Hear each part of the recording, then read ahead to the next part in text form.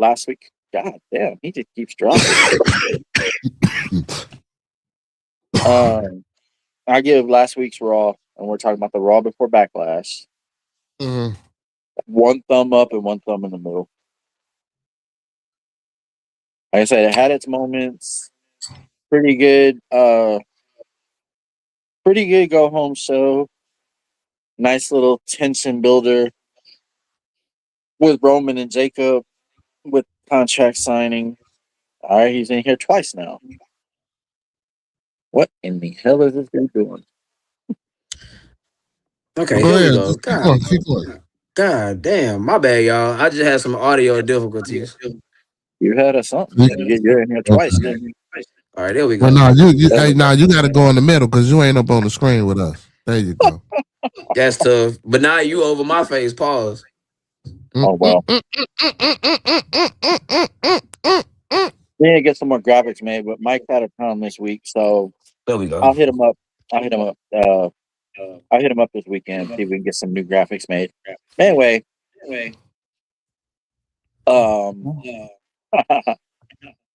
So no, I thought it was an okay go home show. It definitely, did what it was supposed to do. I mean, everybody knew that Fatu wasn't beating Roman at Backlash, but we'll get to Backlash in a minute. But yeah, no, I thought it was an okay go home show. I'll give it one thumb up, one thumb in the middle. Gotcha. Last week or this past Monday? This last week we're gonna quickly skim through last week and then we're gonna deep dive into this week. Yeah. Last week's Raw. I'm gonna give it a thumbs in the middle and a thumbs down. Damn. I mean, we're pretty much saying the same thing. About an average show. So to run through some of these results right quick, we had JD McDonough defeated Finn Balor. With the Judgment Day surrounding the ring at the final moments, Liv Morgan handed Roxanne Perez the hammer, which she used to strike Finn Balor. Moments later, JD McDonough hit the Prince with the headbutt for the victory. Yeah. I know, we starting out with the Judgment Day, Bearded. I know you love that. Hey, he was supposed to lose that fucking match, man. Y'all steady trying to do away with the Judgment Day. Let me get it off. Y'all steady trying to do away with the Judgment Day, man. It ain't happening. Hey, and if that little girl don't get it together, man, we gonna have to unleash Mama. Yeah, don't get it together. We gonna have to put Big Mama on her, man. You feel me? You know what I'm saying? We don't want Liv to get our hands dirty because she the champ. You feel me? And we gonna, you know what I'm saying? Yeah. Lord Farquaad. Talking about. Okay. And the nerve of El Grande, you know what? That was this Monday. We gonna wait. We gonna wait. I'm sorry. Go ahead. Let's finish this last week. All right. Now, I mean, it's cool. It's cool to get JD McDonough a win. So I mean, I'm not necessarily what the fuck? I'm not necessarily upset with that. So, it gets him a win. But you can't beat him forever. Now, next we had Ethan Page and Rusev defeating Penta and Javon Evans, with Ethan Page pinning Penta, if I'm not mistaken. After Ethan Page diverted a Javon Evans aerial attack by pushing him off the turnbuckle and down to the ringside floor, Rusev drove Penta onto the announce table. This set up Page to pick up the pin over the Intercontinental Champion with a follow-up suplex. Bro, why the fuck is Ethan Page so over, bro? Cause he's good. Bro. He's pretty good. Ethan Page is good. What? Not talking? Cause oh my goodness, he's not bad at talking either. But no, my good. But y'all man, I don't like him at all. I don't like him wrestling. What you don't like? I don't like it. I don't like his wrestling. I don't like him on the mic. I don't like his persona. I don't like his character. I don't like them glasses. I don't like that haircut. Well, goddamn, just say you don't fucking like him and just move on. Nah, Jay, hell no. That means he's good. That's Beard's way of saying he's good. Because remember, that's true. He said the same thing about Danhausen. He sat on this show and said the same thing about Danhausen. And what ended up happening? He became a fan. No, I said he grew up. Yeah, because but Danhausen grew on me because he became a Fanhausen. you can't. No, I'm a Beardhausen. You can't. Like because I thought it was supposed to be a wrestler, right? So I Mhm. went into Danhausen. I didn't go into Danhausen, the Danhausen era or Danhausen epidemic as a gimmick to win fans over. You feel me? I thought he was actually gonna wrestle. So that's when I started going back looking at, matches and shit that he had and Mhm. He saying, wrestled. He wrestled Ricky Saints in the AEW. yeah, no, so I love, and he ain't of a wrestler, but he ain't that bad of a wrestler, but him Uh, wrestling, no, uh, you know what I'm saying? So like, now, and like you go say, ahead, go ahead. all them gimmicks, man, we know what's gonna happen. We know that shit's coming, but And and, it's and with that him. being, remember, hey, chat, and John, remember what Bearded just said. We're gonna take that. We're gonna pin it here because I'm gonna touch on that when we get to talking about backlash. So you said something that's very interesting. It's not a bad thing. It's a great thing actually. Yeah, It's great yeah, that you yeah, said it because I'm gonna yeah, go somewhere with that. yeah. Excuse me. We had Joe Hendry defeating Austin Theory by disqualification. In the match between Joe Hendry and Austin Theory, Logan Paul attacked Hendry to end the bout in disqualification. An attack by Theory and the Maverick soon brought the Street Profits to the ring. Braun Breaker then joined the fight to help the Division, which drew Seth Rollins to the fray. Just when it looked like Rollins was going to hit the stomp on Breaker, however, Montez Ford suddenly charged across the ring and flipped onto the brawl at ringside, was actually pretty fucking impressive when he does that. I'll tell But you right now, shit, that would have distracted me too. this caused an inadvertent distraction, which allowed Breaker to spear Rollins for the second time in the night. That shit would have distracted me too. Sorry, y'all. That's all good. All right. Oba Femi defeated Otis in the Oba Femi Open Challenge. What are y'all thoughts about the Oba Femi Open Challenge so far? Um, you want my honest opinion? Mm-hmm. I always want your honest Yeah. opinion. Man, over Femi ain't as over as we think it is. Either he ain't as over as we think, or WWE's creative team. Well, I can't say that because we all know they suck ass. Like we just know that they don't have nothing. They ain't got nothing for them. There's no talent. There's no muscle. There's no heel. There's no face. And he's the face. That he beat Brock. Like Brock was the last monster of WWE. But rumor has it that Braun Strowman could be coming back to What? potentially I challenge. heard about that. So Oba okay, Femi. let me ask y'all in the chat a question. So I'm gonna type it out so the chat can see it. So give me 1 second.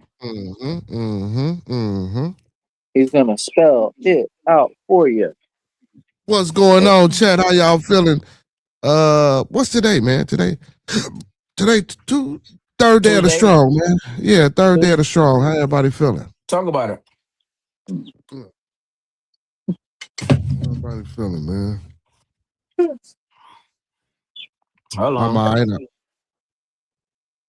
What is what? So based off what Bearded just said, do you think WWE creative made a mistake by having Oba beat Brock at WrestleMania?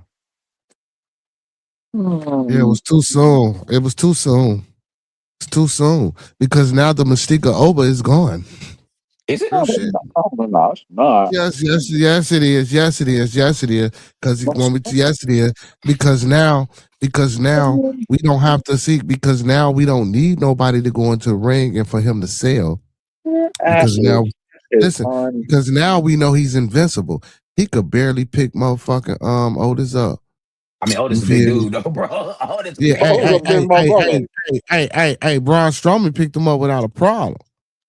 I mean, I'm willing to bet Braun Strowman, it might be slightly, not a lot, but slightly stronger than Oba Femi. I mean, that's not a reach. Your boy, what's the new dude come in that was crying and shit on the little interview he had? What's his name? The little, oh man, I don't even, the big swole guy, man. Royce Keys. Yeah, Royce Keys, bro. I didn't he. I think didn't he flex. I think he flexed Otis. Well, You okay, feel? I'll give John a chance to rebut that. Go ahead. What you got? Are you asking me what I think about the open challenge, or are you asking me the questions you have up on the screen? First let's go there. What do you think? Do you think WWE creative made a mistake by having Owen beat Brock at WrestleMania? I wouldn't say they made a mistake. Mhm. I wouldn't necessarily say they made a mistake, but why would you do that and then put him in such a shitty program? Because he deserves much better than this open challenge shit. He deserves much better. I'm not saying like titles or anything, but damn, like give him some actual competition, not these scrubs. Okay. Personally, I don't I don't think it was a mistake per se, but it's typical WWE. It's a literal microcosm of Triple H's time as the head of creative. Like the moment is great, very nice. The moment is great. He's great at booking the moments, but the follow up is normally trash. And sometimes I'm not saying that the moment isn't important because obviously the moment is important. The moment is all But they care about these days. that's why I always say when we talk about putting the belt on people, that's why I always say, okay, cool, put the belt on whoever, right? Monday Night Raw, the next night, or 2 nights after the PLE. We're wherever we're at in the United States or overseas, wherever. Monday Night Raw, top of the show, where we going? Right? That matters. And It I does. get it, like over over unfortunately has fallen into that place within the WWE that shows that they fail at creating new stars. Now, I would give them That's credit. sucking creative space. There you go. That very nice. That's actually very fucking nice. But I would give them credit for this. They're trying to make new stars with an Ethan Page, with the Javon Evans, with the Sol Ruka, with the Blake Monroe, with a Logan Paul, if you will, so on and Yeah, so but forth, see, with the Braun yeah, Breaker. but again, listen to the people that you're naming, right? Like, I get it by bringing new talent in and with those individuals, but we're talking about Obafemi, his stature, his size. We have to bring people in that's at least 6'4". You know what I'm saying? That's at least 230, 240, 250. You know what I'm saying? That has stature that can move, that's athletic. And he might not necessarily be a great wrestler, but just it has to look the part for Oba to stay Oba. Because I don't want to see him fight no fucking Javon Evans. I don't want to see him fight. No, you know what I'm saying. Half the people, maybe Braun. I was thinking Braun. You feel me?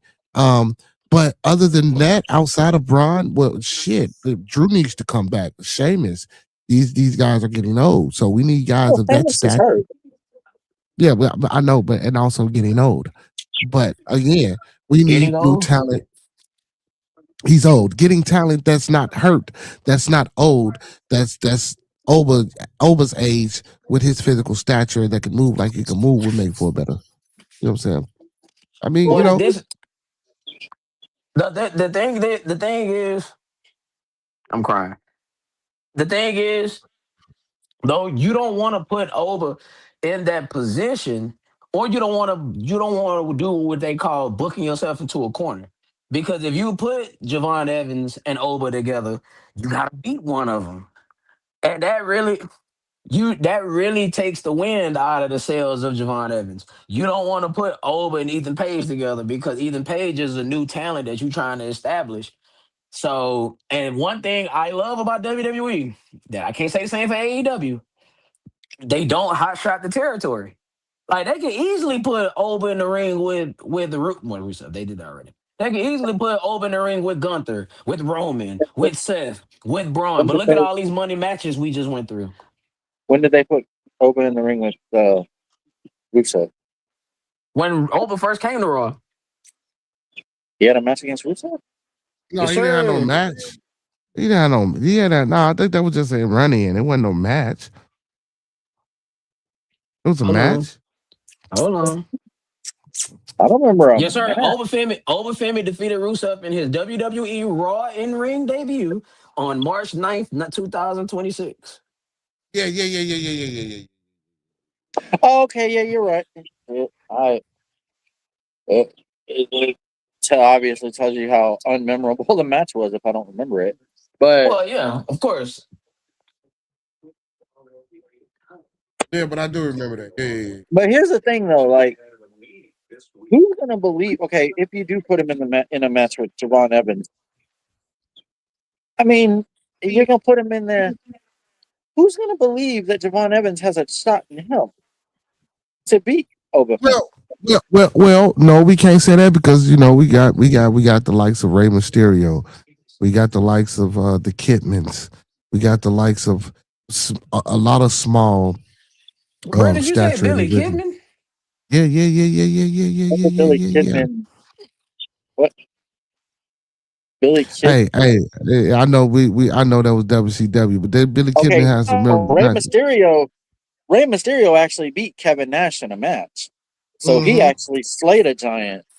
You feel what I'm saying? Like, so, but I'm just saying, but see, yeah, but I'm talking about just imagine this compared to sizes of people that he didn't faced, and Rey Mysterio just not also him. has beaten Big Show at Backlash 2003. Yeah, see, that's what I'm saying. So it's a lot of smaller people that you know. You just got to learn how to sell it and be able to, and then you know Oba. But that's not the direction that we want Oba to go in. You What feel direction me? you want him to go in, brother? I mean, we build and hyped him up to be this Goldberg knockoff. I mean, we gonna say that because I'm letting you talk your shit. I'm letting you talk your shit. Go ahead. You feel me? You know what I'm saying? The matches were about as short as Goldberg's matches were. Yeah, you know, this Goldberg / Brock knockoff. You feel me? And I'm not taking. So I'm not. So I'm not taking Brock anything Goldberg. away from. So I'm not taking anything away from Obafemi. No, that's not what I'm doing. I'm just saying this is how they trying to build and hype them up. You know, Goldberg, Oba, it's the same. Well, they kind of well, that's just a trope in wrestling when you got a big muscular dude. Like they kind of did the same thing for Samoa Joe. Joe is gonna kill you. So I mean, that was kind of I get whack. what you're saying though. And they actually said that to Roman after WrestleMania. They said, "Oba's gonna kill you." But let me hear him finish skating through Raw last week. Oscar missed it Io Sky en route to WWE Backlash. I mean, nothing really to make of this, but a last ditch effort to sell their match at Backlash or whatever the case may be. Reginald El Grande Americano and the Creed brothers defeated El Grande Americano and Los Americanos. I only like this for one reason. It gets the Creed brothers on television. Any thoughts on that? Creed brothers is actually a decent tag team. No, they are. They are. You know what I'm saying? Honestly, I really like technical wrestling. So modern day wrestling, yeah, I see, but technical wrestling, those guys are actually good wrestlers. You feel me? Like real, no bullshit. They are actually. You get no argument from me. Yeah, some really fucking good wrestlers, man. WWE tag team wrestlers or tag team charisma, no. I don't know. I think the short one got charisma. I don't think if maybe the gimmick needs to be changed, or maybe it needs to break away from Kurt Angle, or I mean, not I said Kurt Angle. God damn it, the same difference. Shad Gable, Kurt Angle, same difference. No bullshit. You say no, it's not. No, I said no bullshit, huh? Yeah. So I don't know if it needs to be broken away from that visual that we get, you know what I'm saying, or whatever the case may be. But it was a decent match. But yeah, as a tag team though, man, I think they could do a lot more creative things with the Creed brothers, and if they get them out of this What's doing going shit on, with Jersey Rich? New man, person Jersey Rich. out there in the Yeah, chat, man. what up, brother Solomon? What's going on, brother Solomon? How you feeling, brother Jers? Big shout out to brother Jers, man. And shout out to you, brother. Please like, share, and subscribe while we got you here. Yeah. Hey, listen, if y'all on my channel, man, make sure y'all go to Two Hills STS. Brother Jers, go to Two Hills STS and sub up to that channel. I'm just streaming, this show to my channel. So anybody that's coming in and y'all tuning in and y'all tapping in, make sure y'all go to Two Hills STS. Yes, sir. And as y'all know what you're doing, we are locked in here on our Tuesday, our original night. Yes, sir. It is Two Hills featuring The Beard. shooting the shit. Like we like to do And every you. week on this here Twitter. Wait, my bad, boy. On this here That's YouTube. weird. What the hell? Need to get back on that Twitter. We need to stop. We need to try other platforms, but we'll get into that later. All right. Well, and we already know what main evented the show last week. It was Jacob Fatu, Roman Reigns signing their contracts for the 2000. World Heavyweight Championship match. And Jacob and his tongue and death grip, man. What do y'all think about Jacob Fatu and this push to the main event right now? I'm loving it. I am absolutely loving it. Bass I'm Hole, like what's the McDonald's. deal? We like McDonald's, baby. Like McDonald's, baby. I'm loving it. Hey, they're really trying to get they are really trying to get this tongue and death grip over. And I'm not mad at it, but personally, this is just me personally. I might be the only one with this opinion. In 2026, how do we sell this move? No, they said because I think they just trying to pay tribute to Haku because No, I get why you're doing it. But Roman is I'm selling saying, the how shit do out you of it. sell it? Like, how do you get this type of move over? Like, okay, let me let's tell you say, why. go ahead, Because go it's ahead. a bloodline. Because it's a bloodline thing. You Brother, gotta think of listen. Roman is selling the shit out of that move. Every Roman's time great at it what he gets does. every True, time but it's it gets still every time but that move gets locked into him, you always see him foaming at the mouth and shit. Like he is but the selling move still the all shit ties out of it. into their whole rhetoric, their whole No, it's creative true. Yeah, rhetoric of the bloodline. You right. feel me? Yeah, Because you know you I got get what you're saying. Tamaloa, Tamataga, and then you got the adopted motherfucker, which is that 7 foot Where even though they say he adopted, he's still his nephew. You feel Tonga me? low is So gone, sir. yeah. So he's still a nephew. He just adopted a family member, so he's still a Okay. nephew. You The feel me? redheaded stepchild. He's a Yeah, tall no, but motherfucker. he's That's not a why they call him stepchild. Chala. He's actually his nephew. He just adopted his nephew. I You got feel you. I me? got you. I got you. It wasn't. Either He ain't a way, random. Yeah, he ain't a random that got adopted, but you know Haku that is. You know what I'm saying? Ming for people who don't know who Haku is. Haku And is Jacob Fatu's legitimate uncle, though. yeah. And he's Tongan. He's not actually Samoan. He's Tongan. But islands They are love our islands. boy Monk from the Ville Life. You, Monk, what's the you word? know, islands are islands. But that's a whole new show. I mean a whole nother show. We can do a bloodline. But anyway, but like I was saying, that just it's just all the bloodline thing, bro. They trying to. I'm telling you, listen. I think the bloodline, even though we all say we got tired of it, I just think it's still some more left in this bloodline saga. And they're gonna push it to, the limits. And this Tongan death grip or lock is just, more fuel to the fire. It's just more, oh man, how cool. Ming, which is Sokoa Solo, his people's, you know what I'm saying, which is his own, man, come on, man, the nostalgia, the mystique, they selling it. I like it though. J Dub say, man, Roman selling the fuck out of that, man. He foaming at the mouth, fake foaming at the mouth, fake acting like he all disorientated and shit. Like, you often feel me? and Like, shit. yeah, you know what I'm saying? Like he's selling the shit out of it. Like, so, and actually, if that move was a play, that's a real fucking move too, by the way.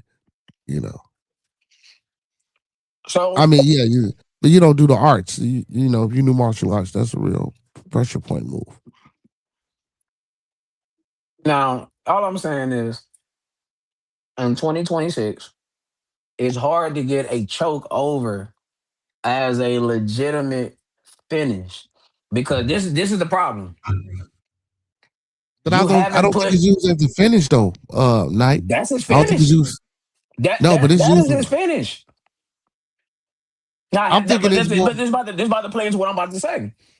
They're trying to get it over as his finish, but the problem is he haven't beaten nobody with the move. See, Mm. and this is part of the problem of immediately slotting him with Roman. You should have put him in the match with maybe Jay, maybe Jimmy. And I ain't saying it got to be a PLE match. He could have been on Raw. It That's could be on next week. Saturday night's main event. That's next week. And you beat him with the tongue and death grip He's before got you get he's got a match to with Jay. Roman. He's got a match with Jay next week, Saturday night's main event. See, but I I got wouldn't you. even want him. See, but I don't even want him going against none of his family members right now. I want to see him going against, you know what I'm saying, other talent, you know what I'm saying, in the WWE and get that move over before we get it over on Jay and Jimmy. You feel me? And work our way up the ladder to motherfucking Roman. So now, you know what I'm saying, have him go through some WWE superstars, then throw Jay at him. You feel me? Then though Tomalau, I can't even get the names Tungaloa? out. Yeah, Tungaloa? Tonga, whoever, all of them. Then throw Tonga's Jimmy in gone. there. You know, the Tonga's only gone. he just get but here we go. He's going, but they also trying to say that Jacob and Bailey and a few other people are supposed to be going as well. Jacob ain't going no goddamn well. Jacob ain't going nowhere. Okay, well, listen, I'm just telling y'all, put your ear to the streets.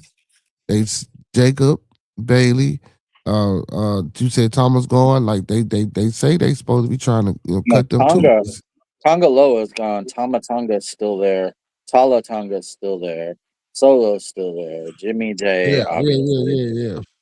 Yeah. But I don't think Jacob's going anywhere. Well, a lot of people don't think they're going to cut Jacob because Jacob right now, Jacob Fatu right now is bread and butter. That You feel would me? be He's in the dumb. main event feud on That your premier would show. And be honestly, so see, dumb.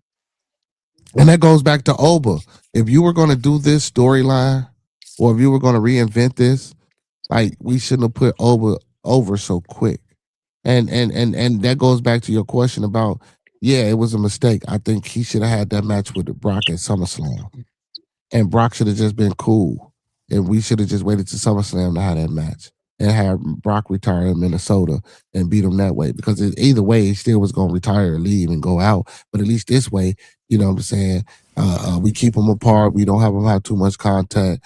Brock don't, you know what I'm saying, get fucked up too much, yada yada yada. Because like I say, man, like these storylines are running into each other, and we can't get nobody over for it. Well, we got everybody over, but we got nothing to do with them. Well, Would you consider Jacob Fatu as a heel? I would consider Jacob Fatu. The only reason I'm gonna say a heel is because of the bloodline situation, because it was a versus against the OTC. So yeah, I'm gonna say a heel. But now I think he's more of a just like, man, just an individual, like a Stone Cold type situation. What about you, John? What you got? You consider him to be a heel? I would.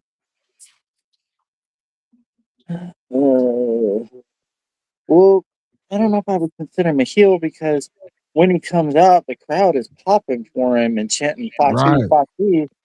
But they also are acknowledging Roman Reigns and chanting OTC. So, And they not booing. Hey, J Dub, and they not booing when he put that grip on them. They not booing that shit. Trying to figure out. I'm actually trying to figure out what to classify him as because I don't know.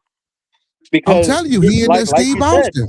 Like you said, when he puts that tongue and death grip on him, they're not booing him like they're doing fucking Sammy every time he like anytime he touches Sammy, Trick man. Williams. Anytime he touches Trick Williams, they're booing they Get out wilding of on here. that shit. Yeah, But I fuck with Sammy though. as far as Jacob goes, I have not heard the crowd boo him one time.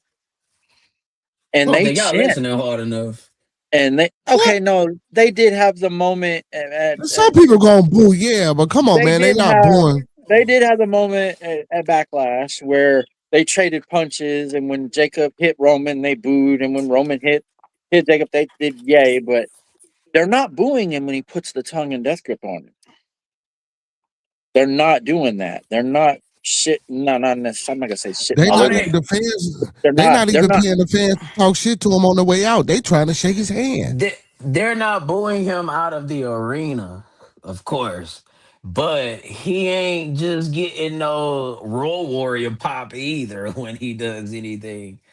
Like he's not he's not a heel officially. No. But they're booking. Matter of fact, I got the comment right here. I got him as a tweener. Like some moments they boo him, some moments they cheer him. It's in between, but he's getting booked like a heel. So let's just put it together. Let's call him a baby heel. Even though they booking him, listen, even though they booking him like a heel face. I love that.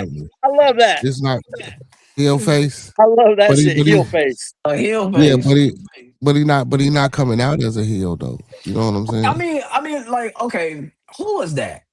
Damn, Seth Rollins. Matter of fact, yeah, Seth Rollins. When he was a heel, the crowd still did the little goofy ass chant that with his entrance, but they still booed him.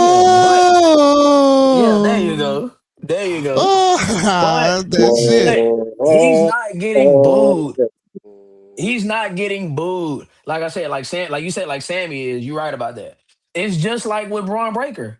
Braun Breaker is technically a heel. But it don't stop the fans from like barking and all this other shit. Braun gets booed when he does something, but then when his music hit, you hear the crowd going, hoo, hoo, hoo, hoo, hoo. Even when he scares somebody. Like there is, I don't know if there's any classification anymore. The fans are gonna, they're gonna have no. This classification, no, just because they pop for the entrance. And they want to see a motherfucker get speared. Don't mean that he still ain't a heel and motherfuckers don't like him. Just because I like an entrance, he's still a heel. You feel me? He's still a motherfucking Braun Breaker is still a heel. And don't get it twisted. Seth Rollins is not in this shit for nobody but himself. You feel me? So he's still a heel. The fans they draw with him just like how I'm drawing with him because your boy fucked over on him. You know what I'm saying? They got over on him. They did him in. You know what I'm saying? Well, but he brought it on himself because he was a jerk. He was a prick. Now, I don't mean to hill on my boys, but you are watching your two favorite heels feature. The Beard. Shooting the shit. With you. Like we like to do at least once a week here on this YouTube channel. Please make sure you like, share, and subscribe. Shout out to my boy Talking Monkey Business with Monkey Man. Make sure y'all go subscribe to my boy channel. He's over here. He's live in the chat right now. Make sure y'all go subscribe to my boy channel. Real life over everything for sure that. Talking Monkey Business with Monkey Man. Make sure y'all like, share, and subscribe, and tell them that your two, most of the time 3, sometimes 4 favorite heels sent you that way. My brother, take it away. And make sure y'all tap in to be in the conversation, man. Every day of the strong, Monday through Sunday, 9 p.m. to 11 p.m. Central Time. And you never know who's going to be there. You might catch your boy Nike Fam. You might catch your boy TMB with Monkey Man. You feel me? You might catch J-Dub. Yeah, you might have J-Dub. Might have Reddit. I'm going to get on there one night. Shouts out to our boy Fred of the channel, Tiger Mike, over there on the Twitch, streaming everything MLB The Show. Tiger Mike 84 on the Twitch. Make sure y'all like, subscribe to his channel. Tell him that your two, most of the time 3, sometimes 4 favorite heels sent you his way. All right. And just to let y'all know, there might be a couple of people in here that are taking notes. If y'all are in here taking notes, or if y'all actually here because you want to hear us talk wrestling, just make sure you like, share, and subscribe. The more the better. Hey man, just like, share, subscribe. Hey man, ain't gonna say why you do this sexy.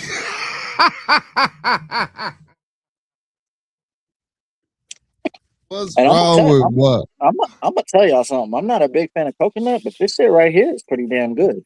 There you go, plugging shit. What is that? Coconut what?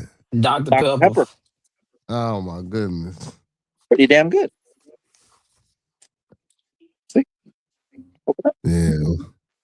Hey, I'm Hey, not a big Dr. fan of Pepper. coconut at all. I'm gonna have to hashtag Dr. Pepper, man. You feel me? Because I'm allowed to, Yeah. promote certain And products. We're gonna see if they can make sponsor us. make sure y'all stay around for the question of the week. Cause I got one for y'all. And y'all know I go against the grain and I can't wait for this one. D Black can't answer though, because me and D Black talked about it already. All right. So, all right, here we go. All right, now we didn't caught all up. We got off of last week's Raw. Now we're on to. SmackDown.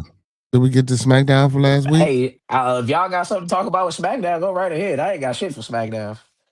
Man, Boring ass show. Terrible show. yeah, it was. Talking shit. You got Oh. something? No. I was just asking because we Now I'm usually talking go about to your John. show. John, like, you got something you want to add about SmackDown.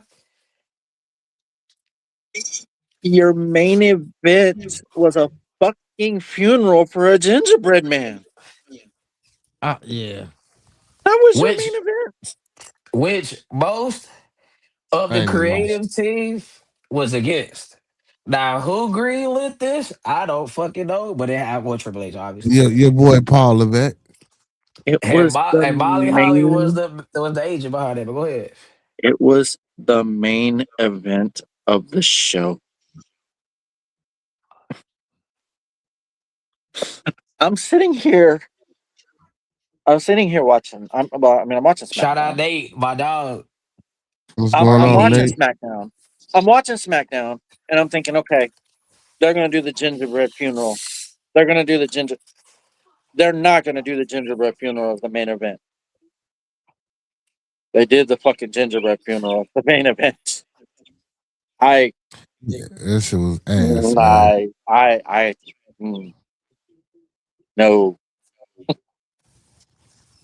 yeah. Somebody greenlit that, and wow.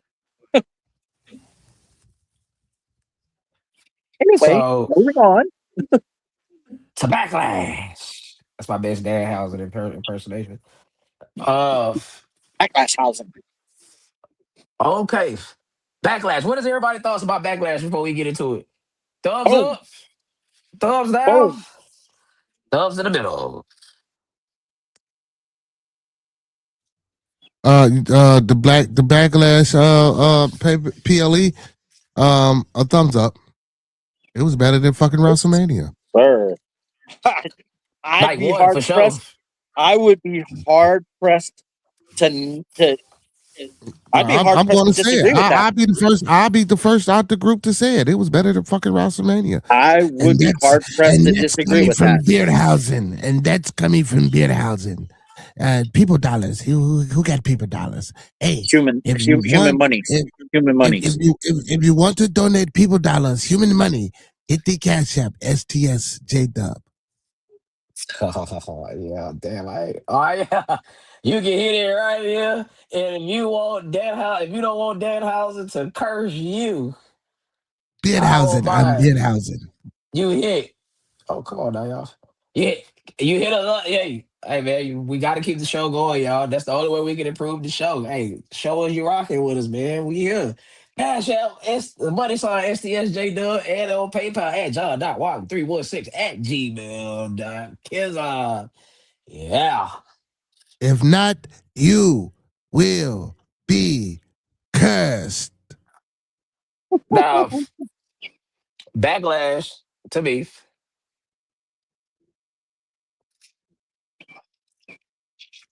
That's funny. Backlash to I me gotta is get the I'll give it a tape. thumbs I up, gotta y'all. get the Hey, it was a tape. thumbs up PLE. It's a thumbs up PLE for a multitude of reasons. But I only got one critique about Backlash. And I got you when I get the. And it ain't a problem yet, but this could turn into a problem. But to start off the night, we had Braun Breaker defeat Seth freaking Rollins. What who gonna take this one first? Pause. Go ahead, That was Josh. one hell of an opening match. You ain't have That to is say you how was you gonna take this one start. first. That is how Yeah. you start a show. Yeah, but you ain't have to say you was gonna take this one first. You could have said for commentary. It's a bunch of ways you could have did that. I know you paused it, but You right about that. it was just a bunch of ways you could have just did that, man. God damn. What Hold the on, fuck? man. Hold on. Oh my God! Oh my God! Oh, all right. Now, So John, what you go ahead, baby. go ahead. I'm just saying that's how you start a fucking show. That match was the tone setter, and it set the tone for the night, baby. That was one hell of a match. They went what about 20 something minutes? 20 7 no, I can't remember. Every match went more than 10 minutes. Yeah, down there 20 minutes. EO in them match went 20 minutes. That's what I'm talking about. I mean, that It was 6 that minutes. right there is how you start a show. And I am perfectly okay with the result, with the winner, everything. Because now Seth could have huh? won. No. Hey, Sir. sustain. Let John. You got your thoughts out on that? Shit, All right, that Bearded, sustain. You say Seth Rollins should have won. Go ahead, defend that. I Yeah, got man. to hear this. Seth should have won, man. Like, come on, man. You fucked him up, man. Like, man, he lost his belt, you feel me, and had to give up the title. He never got pinned or beat for this fucking title. Y'all stripped my man of the title, man. He come back from injury. And then the week prior to this, you damn near fuck him up and put him up out of there, you feel me, where he probably almost didn't make it to Backlash. You feel me? With your dumb ass because he ain't a good worker. Braun needs to be fined. First of all, you feel me? And he damn near put himself at risk for injury. But again, it was a grueling match. Don't get me wrong, it was a good match.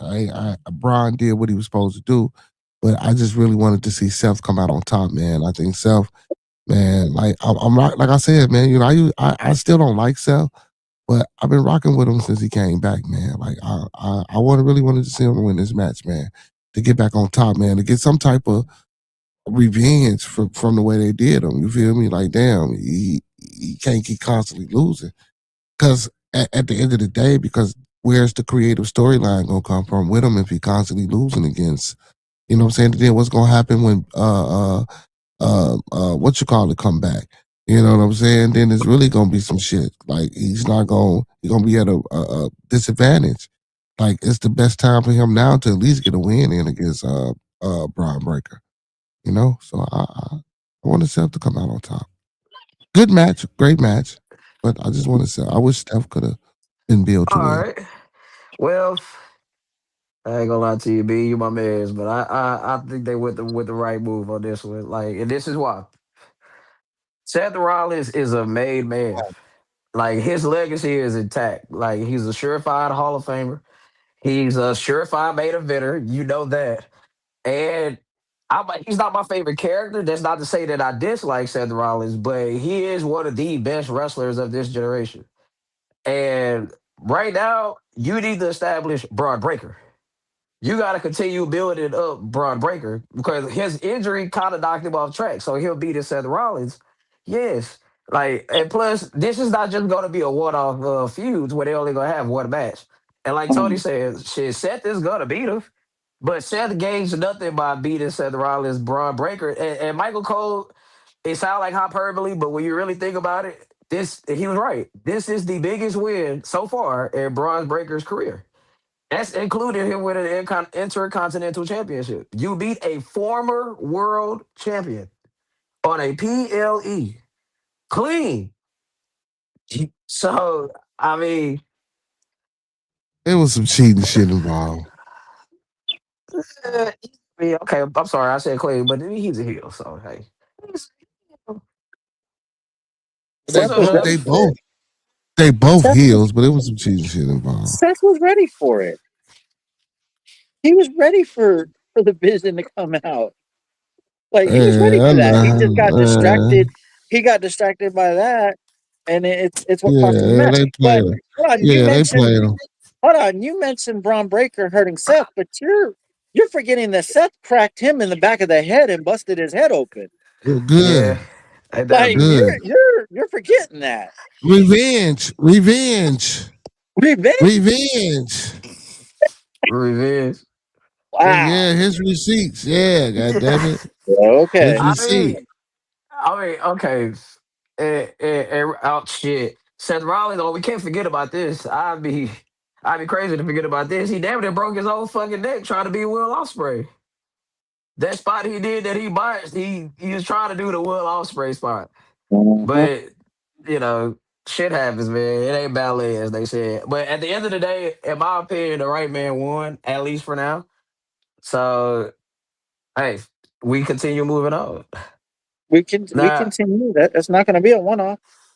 Wet now I'm Willie, not. that'll be my wrestling name, Wet Willie. Mine is Amazing Ace. Yeah, I'll Uh, be Wet Willie. what I'm about to say, I'm not gonna go in order here with Backlash, so just bear with me. But I will talk. We will talk about Roman and Jacob last. So, Trick Williams defeats Sami motherfucking Zayn for the United States Championship. What are y'all thoughts on this? Go ahead, B. You go first, Bearded. Man, the match was alright, but yeah, the right person won. But the match was alright. I wasn't really too impressed with neither competitors in the match. I mean, they sold it, but it just wasn't for me. It wasn't just the greatest match. You know what I'm saying? It was just, you feel me? I'm tired of because I don't know if it's because I'm tired of looking at Zammy and Trick and this goofy shit with the ginger. I just The, move the on from gingerbread this. the gingerbread man just fucked up everything about this program, huh? Like yeah, like just move on from this shit, bro. Like, Yes. but the match, yeah, Absolutely. but it wasn't a great ass match though. It was a decent match, but it wasn't a great ass match. What you got, Josh? That was probably, in my opinion, the second worst match of the night. Um, yeah, Sammy. I mean, I'm kind of getting tired of the whole. Like, I mean, like you said, the gingerbread man. That just killed this whole storyline. Like bringing that part in, that just killed the whole story. And There you go. Trick Williams does not need Little Yachty. He does not need Little Yachty. I don't know why the hell he has him. He's fine by himself. Jordan, what's going on, Jordan? Like he's Jordan, what's fine the by word? himself. He does not need a celebrity. Let the man go on his own. But for God's sake, get rid of that fucking gingerbread man shit. Well, they did. It's just Oh, no, they did. Danhausen got it out of the trash can. My thoughts on the match was, I mean, hey, Trick Williams. This is the thing that I've come to accept about Trick Williams. Salute, my brother. Salute. Hey, new to the channel, Jordan. You know what I'm saying? Make sure you like, share, and subscribe, brother. Hey, Uh, once again, everybody that's on my channel, man, make sure y'all go to Two Hills STS and sub up to the channel, man. Hey, make sure I put the link in the chat when you get some time, Nike I fam. got you. I Make got sure you. y'all come over here, man. Make sure y'all come over here and sub up to Two Hills STS, man. All things WWE, all things wrestling, and Yes, all PLE. yes. Okay, so this is y'all can still hear me, huh? Yeah, we Yes, sir. got you. Okay. This is the thing I come to accept about Trick Williams. Trick Williams is never. He's never.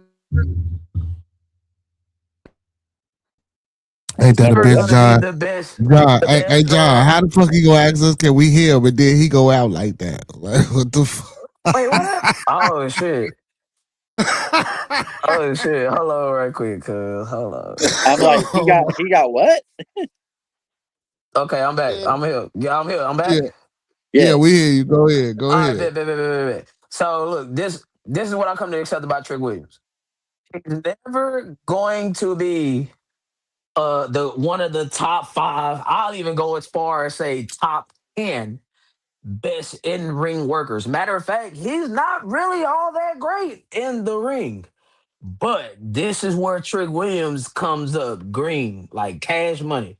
His character is top fucking notch. And he's over. Like, there's no doubt about that. Like, you gotta be an idiot. The matter of fact, I'll go as far as say this. The same way I was feeling about Obafemi when I said you can't fuck this up. Trick Williams is that same way. You cannot fuck this up because It everything hasn't. about Trick Williams is not forced. It feels like it's his real persona. It feels real. And yes, it's some Booker T, The Rock type of shit, but that's by design. Booker Beard T is Housing one of his doesn't like. favorite. Go ahead. Beardhausen doesn't like Trick Williams. That means he's good. That That means he's means he's good. good. That means he got the stamp of approval. So I mean, but no, seriously though, like future world champion, y'all. Like I'm again, everybody can't be Shawn Michaels. Everybody can't be AJ Styles, CM Punk, so on and so forth. This great Kurt Angle, whoever, this great in-ring technician. Now, it's just like football, baby. If you can't get it for me in the ring, at least let the character be great. If the character ain't gonna be great, at least be good in the ring. That's Lyra Valkyria. The character, terrible. In ring, great. So, hey, that's just how I feel about Trick Williams. And I mean, hey, beating Sami Zayn again. I mean, hopefully this is the end because he's now beaten Sami Zayn twice. Where the fuck do we go from here? And Mm. Lil Yachty, he ain't really annoying me just yet, but it's we getting to that point where this kind of getting to be a little bit too much. Like I wasn't particularly a fan of his selling at Backlash. Like the man that gave you his finish, a haluva kick. You right back up 55 seconds later. I don't like that. Like you can't fuck up the finish. That's my one rule of thumb. If this finish is supposed to be the finish, don't no sell the finish. That's crazy. Speaking of himself, oh yeah, we finna get somewhere. No bullshit. So let me ask you a question. Where does Sammy go from here? I don't know. I really don't That's the know. question for the chat too. Where does Sami Zayn go from here?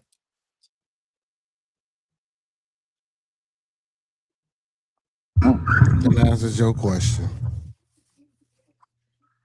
The dead silence answers the question. Man, Nowhere. I could think of something. No, I don't want to see him with the Intercontinental belt. I don't want to see him with the United States Championship belt. I don't want to see Sammy with a tag belt. Use Sammy as a worker, um, and and and and and and and keep him. And listen, and if you're going to listen, and if you're going to use him as a worker, keep his character a heel. That way, he's not light, because Sammy does have. Sammy is valuable in the ring. Sammy Very can, nice. I believe Sammy can bring some charisma to a championship, a singles championship, maybe even a world championship for a few months. But um, yeah, like we got too many players coming up. So, like I say, we use them as a worker, but keep them a heel if you're going to use them as a worker. Can't ever go back to a face if you're going to use them as a worker. At one point in What you got, time, Jay? we thought Sami Zayn was actually going to win the world title at this next WrestleMania. I don't think that now. Yeah, that ship has sailed. I don't think that now. Now, I this is me being optimistic, but Sammy will be a world champion within the WWE. no, I Now, don't doubt that. the only thing is, we just at this point to where Sammy is a victim of WWE creators in the sense of they've booked him to be a fucking loser. And he's walking around moping, looking sad. People like, and then when the last time he won a big match, like a meaningful match? Big match. Yes. Gunther WrestleMania. And how long ago was that? And Sammy is a character on television on most weeks. I mean, unless you count him beating Carmelo Hayes for the Intercontinental title, the match against Gunther 2 years ago I, at I, WrestleMania. I would probably say him winning the tag titles with it. Nah, you right, Gunther. No, you right, Gunther. It is Gunther. I mean, that has to be the biggest win of his career. I, Helps America is all elite to him. I mean, look, man, press with T's and P's with Sami Zayn, man. He Nah, might dog, be in. we gonna call him Sami Sane. He might be in that casket next to that gingerbread man.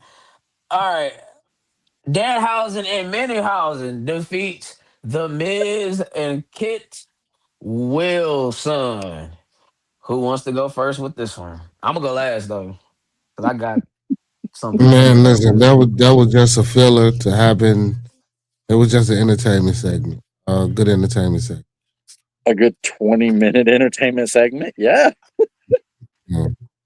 But did anybody know who Minihausen was? El Oh, Toro. he El Toro, yeah, the dude, yeah, the little, yeah, midget dude, the horn swallowing him had a little Pretty match, and awesome. That was yeah, hey man. He was holding his own. But no, you're probably well, right. It was a filler. It was a filler, but it was a almost 20-minute filler. And I mean, it had its funny moments. I mean, me and my boy were sitting here just laughing our asses off because it was pretty damn funny. Um, Probably I dare say maybe the worst match of the night, and that's just because it wasn't. it was a match. It It was it, entertaining. it went on. It went on the card too late. That match should have probably been second on the card, honestly. Not the match before the main event. Um, I mean, I laughed my ass off. Don't get me wrong, I laughed my ass off. But mm, I mean, for all of us that thought, you know, his partner was gonna be Jelly Roll or his partner was gonna be John Cena or whatever, they got you. They got your ass. That's a great question by Jet. Uh, yeah, we didn't have that either. Now, let me just make this perfectly clear. I am a big fan of Danhausen. I like him. I understand what he represents. It's sports entertainment at its finest. I get that. This is the only problem I have with this. We had small person be his tag partner in 2026, right? Now, my problem is, how do we ever take Kit Wilson serious if he's out here selling for a small person? The Miz, again, he's just like Seth Rollins. His legacy is solidified. He is who he is. He is a first ballot Hall of Famer. The fact that he's been there since 2005 and he's never been cut. He's main evented WrestleMania. He's a two-time WWE champion. Goddamn, that's crazy to say out loud. But I'm not worried about the Miz. Is Kid Wilson that I'm talking about here.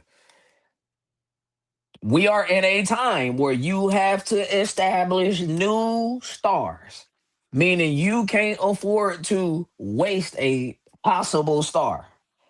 And I do believe Kid Wilson, I'm not saying he's going to be a goddamn like main event talent, but I mean, Kit Wilson has potential to actually be a something, but he's selling for a small person.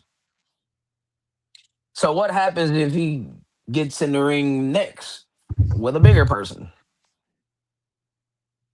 Kit Wilson has also lost to Jelly Roll.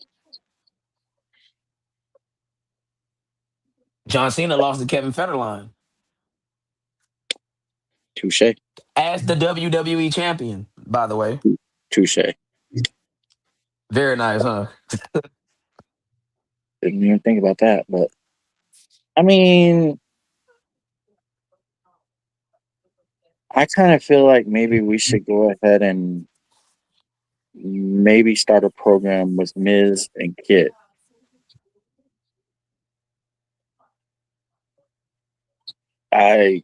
I kind of feel like that's coming. But wouldn't that be doing the Carmelo Hayes storyline all over again? Maybe, maybe not. Because he started with Miz, and then him and Miz ended up getting into a little mini program. Again, I mean, you're right in the sense of that is the role of the Miz in this point in life is to get other people over.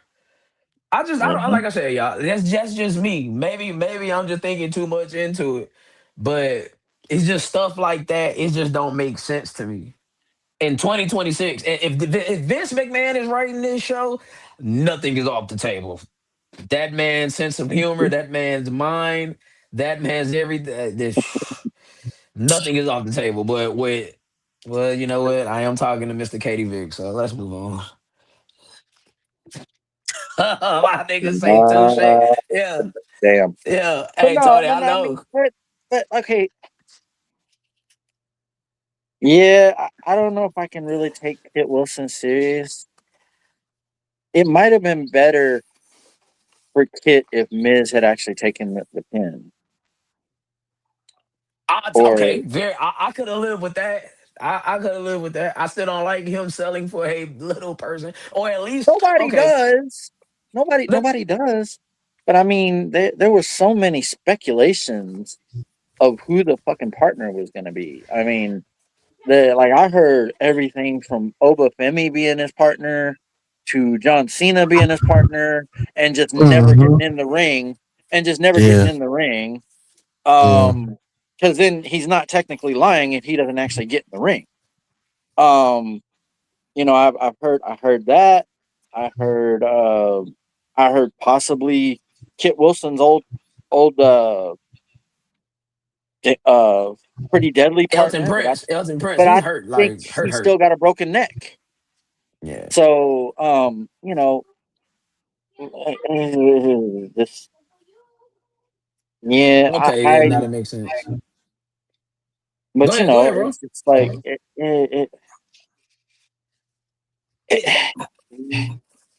that's not This is something that's not something that should have been on a PLE. That should have been like on the pre-show.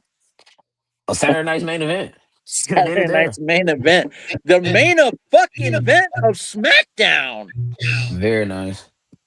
Do that for Now, the main event instead of the goddamn funeral for the gingerbread man.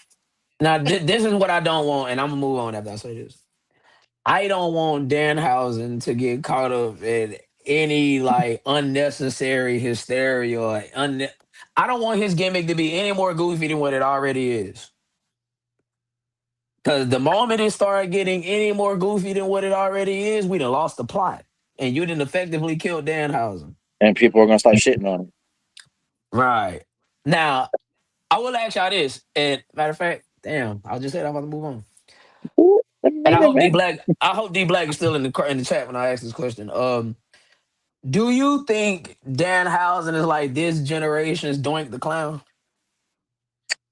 Like They kind I'm not of asking you is he as good as a worker as Matt Osborne? Absolutely not.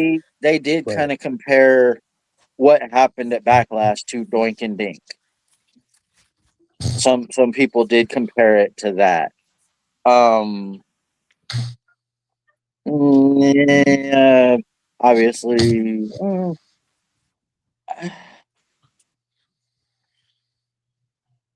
I guess Danhausen is Doink the Clown, but not as good of a wrestler.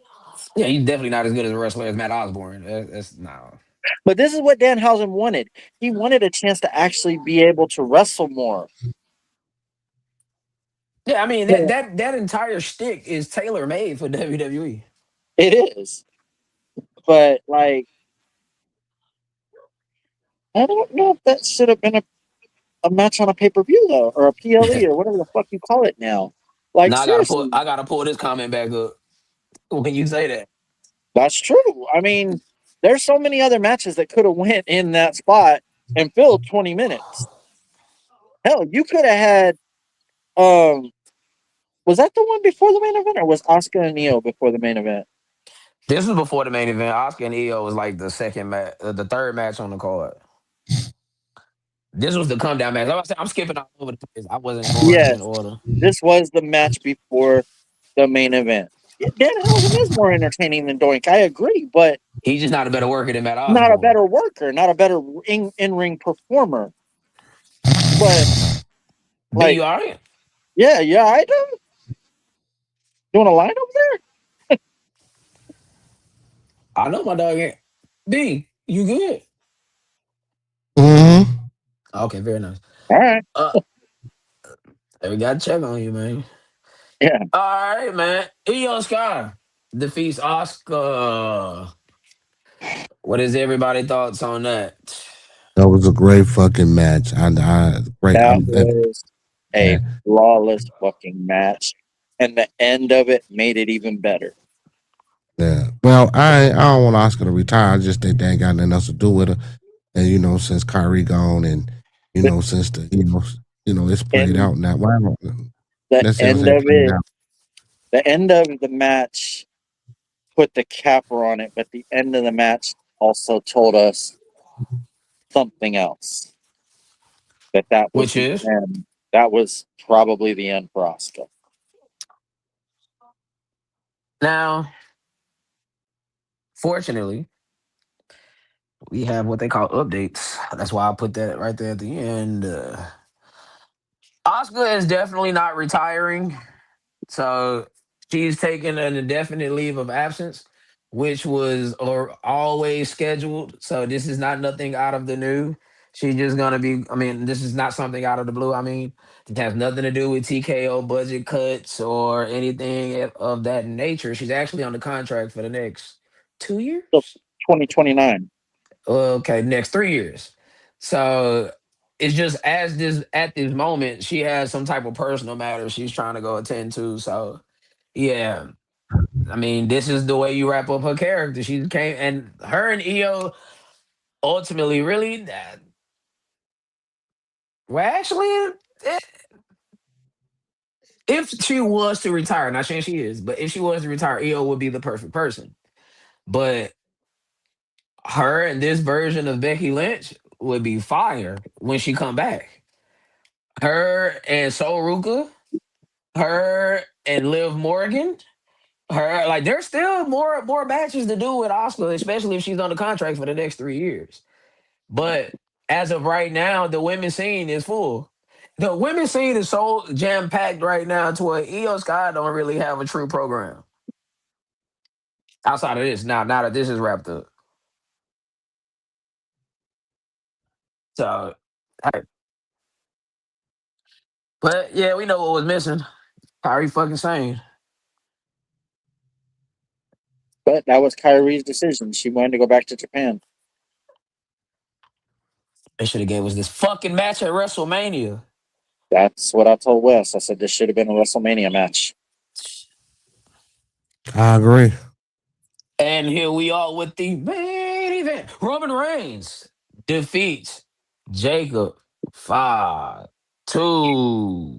Boo. 2-2-2. What y'all got? What's your thoughts on this match? The main event. All right. That was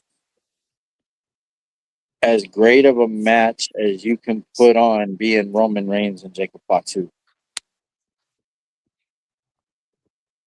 Better elaborate. In the end, you pretty much had Roman realizing he's not beating Jacob. He's not. He realized I'm not gonna beat this guy. So I need to do something to get the upper hand, and he pulled the turnbuckle off, threw Jacob into it, and then hit the spear. I honestly, I see, I see Jacob versus Roman 2 in Italy. I see another match with those two in Italy, and then I see tribal fucking combat at SummerSlam. Oh no. What?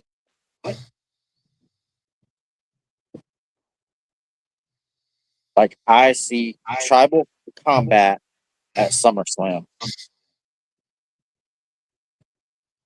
and that honestly is where I would maybe make the switch to Jacob.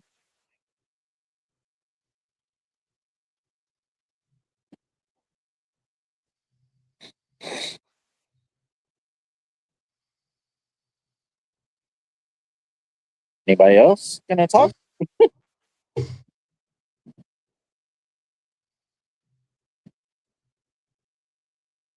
Are we all here?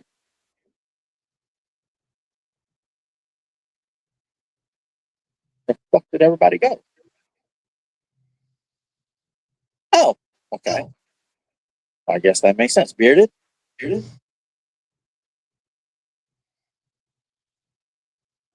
Everybody.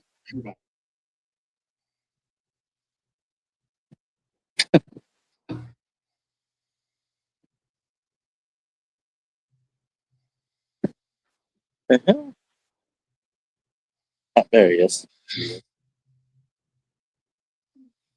All right, where the hell is everybody All else? right, I'm back. My bad. I'm back. Yeah.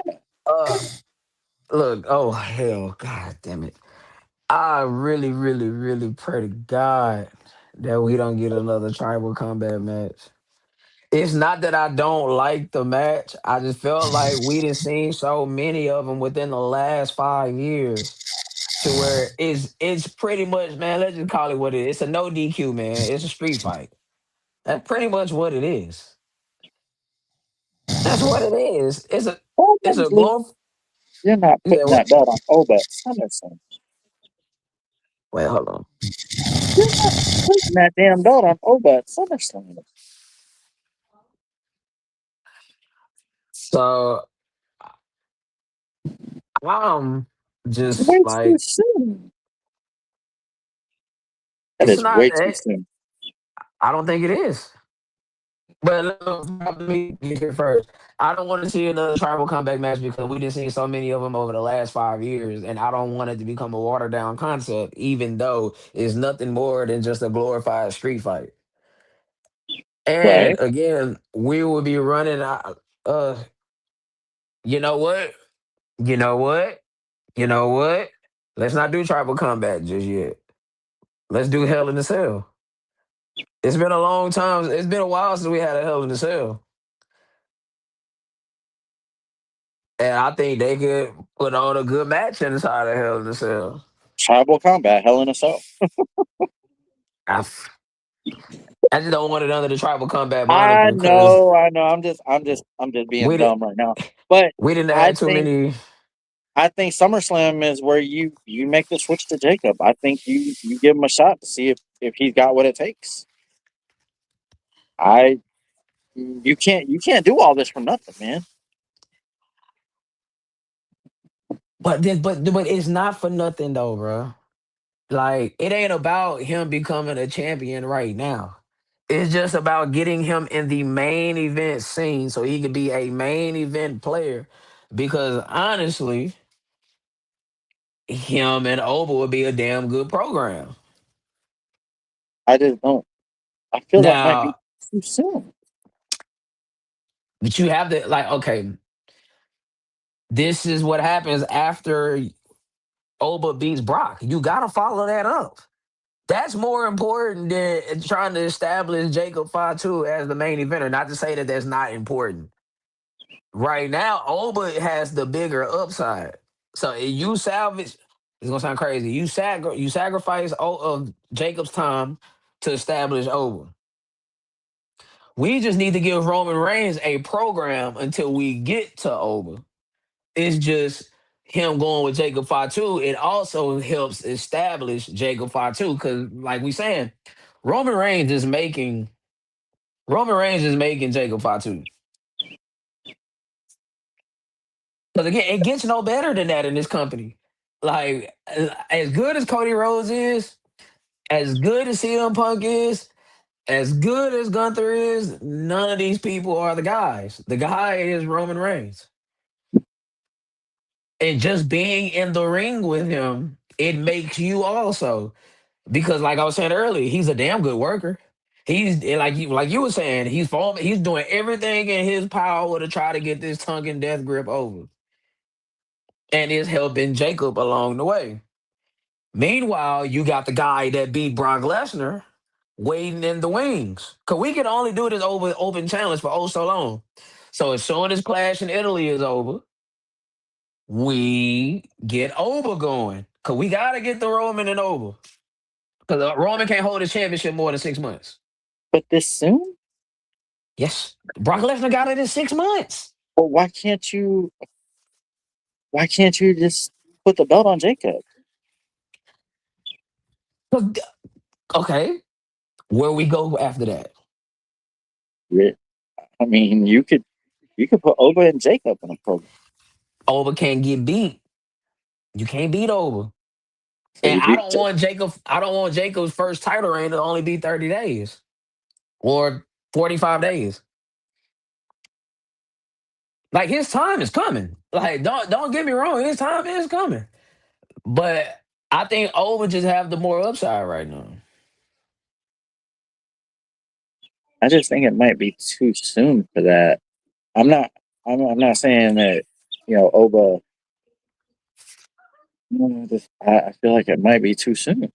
I get it. Okay. Brock got it in 6 months. I get that, but man, I just feel that might be a little too soon because, like you always like to say, once you strap the rocket on him, you got to start booking him down. You do gotta start booking him down. But Oba is one of those ones. Now, generally you do book him down, you're right. But Oba is one of those ones that can get this belt, hold on to this belt, and it actually be believable. He's one of those once and every once in a while type of talents that come through your door. And Oba's only 28 years old. Like he just turned 28.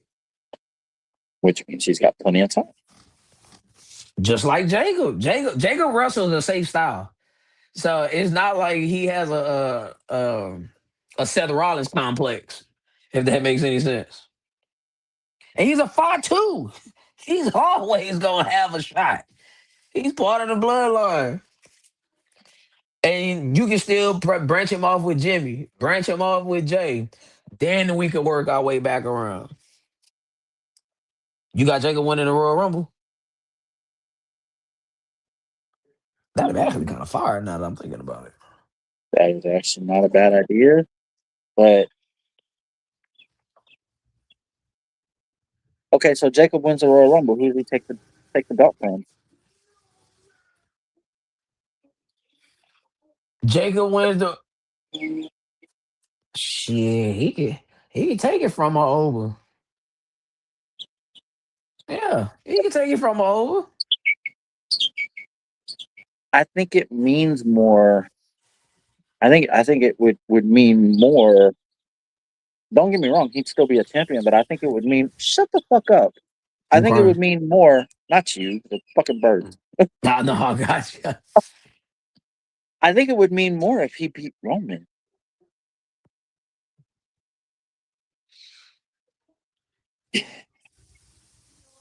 I think it would mean more if he beat Roman.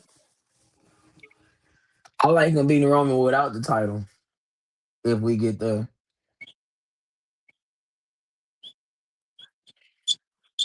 Roman has to be beaten by a heavyweight. And right now,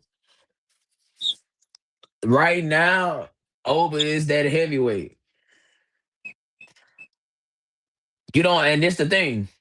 You don't have to make Oba. Oba's already been made. Brock Lesnar did that at WrestleMania. This is the way Jacob Fatu get his victory. That's why, okay, you know how I say sometimes it ain't about winning. You can lose and still look good. And I always pull up Chris Benoit and Kurt Angle, Royal Rumble 2003. This is just one of those programs to where we're trying to establish Jacob as a true main event player. So therefore, when he wins the when he wins a heavyweight championship, whichever one, it'll actually be believable. It'll actually mean something. And I actually, to be honest, I really got tired of him cutting these same promos though. Like, truth be told. But all in all, Backlash. That was your Backlash 2026 review. I gave it a thumbs up show. I think we all gave it a thumbs up show. B will be right back with us in a few seconds. What's up with him? Is he okay? Yeah, he good. All right. Monday night, Resolve came to you live from Knoxville, Knoxville, Tennessee. Tennessee. Yes, sir. Rocky They Top, was baby. they was there. They was there and they was getting it on. What does everybody think about Raw last night? Thumbs up, thumbs down, thumbs in the middle.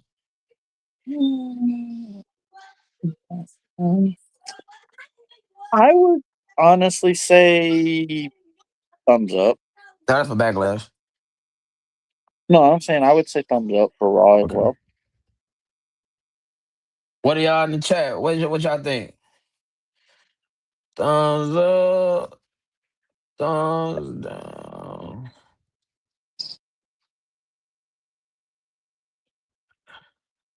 Thumbs in the middle.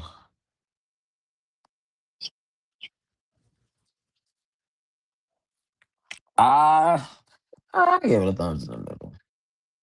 It wasn't a great show, but it wasn't a bad show either. Yeah, that matter of fact, that's perfect. It's just it was there. Yeah. Now, Yeah.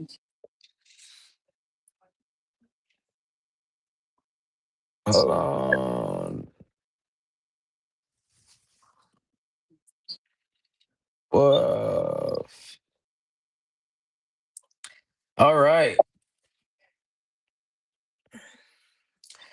WWE. Hold on, y'all. Give me 1 second. God damn it.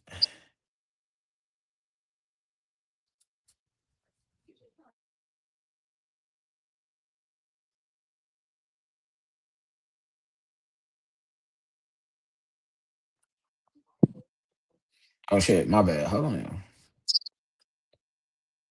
right, here we go. We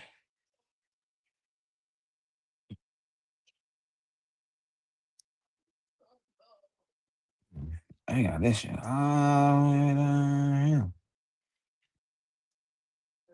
All right. Well, we started off the night with the mother freaking Vision and Paul Heyman standing in the middle, making their way out to the ring, and we get the continuation of the Vision and the Street Profits and Seth freaking Rollins. So what I don't think I asked you this yet. What is your thoughts on that program right there, the Vision and the Street Profits?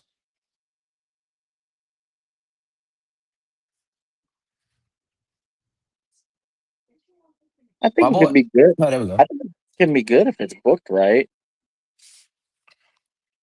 Well, I got you. I mean, anything could be good if it's booked right. I Can we kind of agree? feel like you didn't bring the Street Profits back to Raw for for nothing. So there's got to be a payoff, right? Yeah, and sometimes that payoff isn't necessarily the baby faces winning. Right. and I don't really see I don't really see the Street Profits dethroning the division. And I honestly don't see this being a long drawn out program. Now, honestly, and this is the problem that WWE has, bro. Like they didn't butchered their tag division to where who cares about the tag titles on either side? Do you even remember that Damian Priest and R-Truth are the tag champions on SmackDown? Yeah, I know they are. Well, I'm just a general question. I mean, Uh yeah. oh, what's going on, Yellow? Oh, there's Wes. Wesley. Boy finally woke his ass up. Absolutely, absolutely, absolutely. So Austin Theory says so. We got our brother Braun back, so that means we got a 6 man tonight. But that brings me to the Street Profits. They seem like they always put their nose in our business. And then Montez Ford says, Theory, first of all, Rocky Top. Guys, I gotta admit, Theory's got a point. Oh shit. Excuse the fuck out of me. Let me not forget the line of the night, huh? What everybody thinks is the line of the night, but you kind of changed my mind on that a little bit earlier. So my boy say, but I get it, Logan. I know Paul, I know Braun. They want the tag team championships. Actually, I misspoke. They need the tag team championships. And that's because Bianca can't pay the bills anymore. At first, that kind of seemed like a pretty fire line, but then you think about it and you're like, coming from Austin Theory. I mean, the reason why I thought maybe it was a fire line is because it came from Austin Theory, and that's not something that you would expect from Austin Theory, and also because it got a reaction from Paul Heyman. But you also pointed out that Paul Heyman is there to make Austin Theory look good, so he's gonna sell the shit out of him. So coming from Austin Theory, now that I really think about it, that line was. I mean, I mean,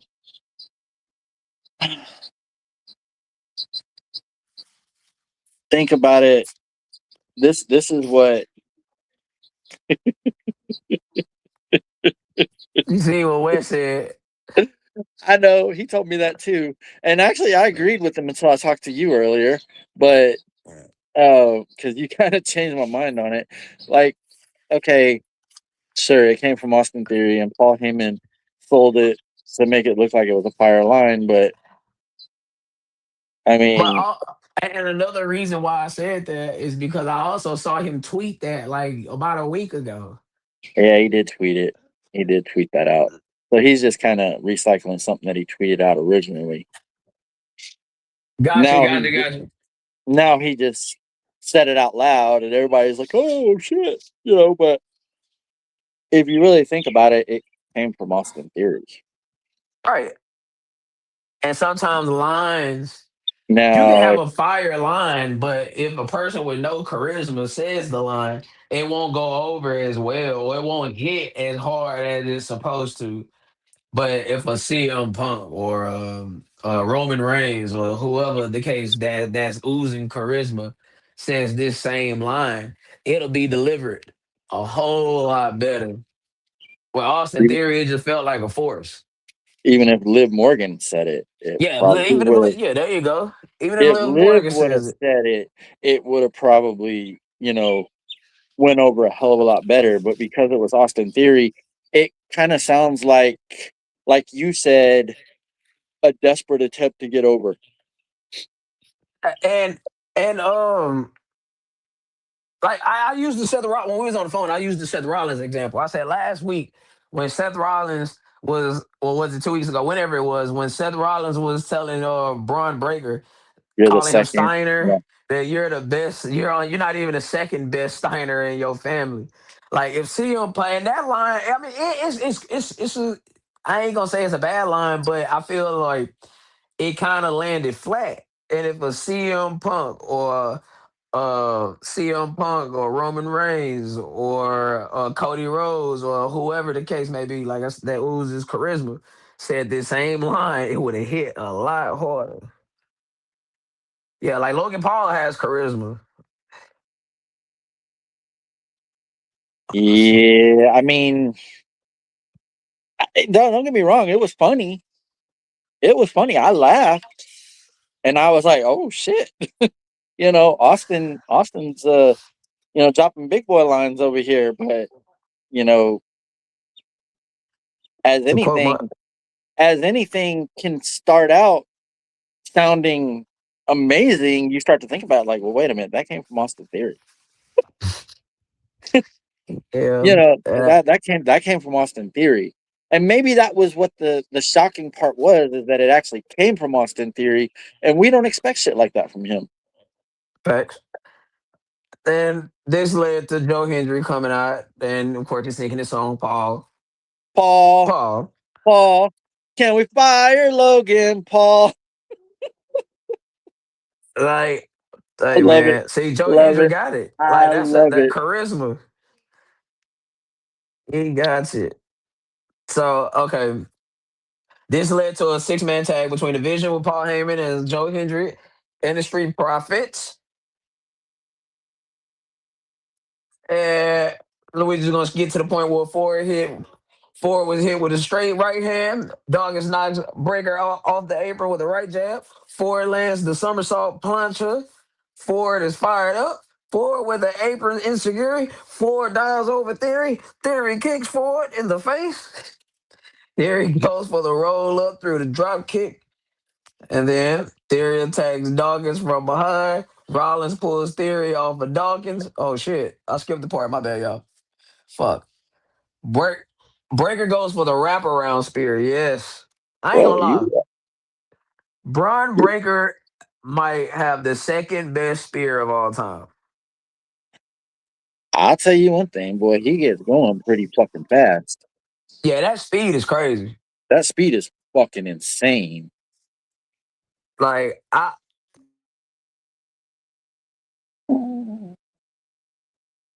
fast in the ring.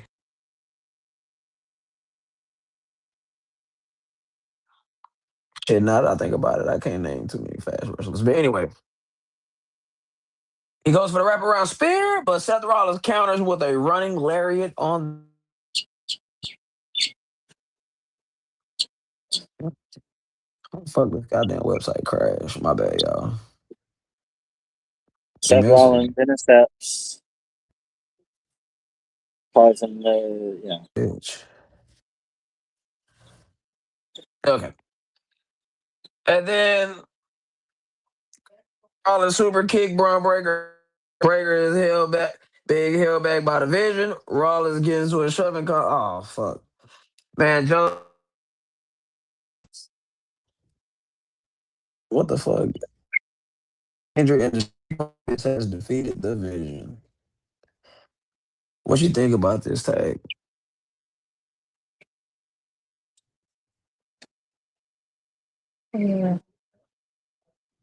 Hello? I'm here. You still here? What'd you ask? Damn. My boy is having some technical difficulties tonight. Like, for real, for real.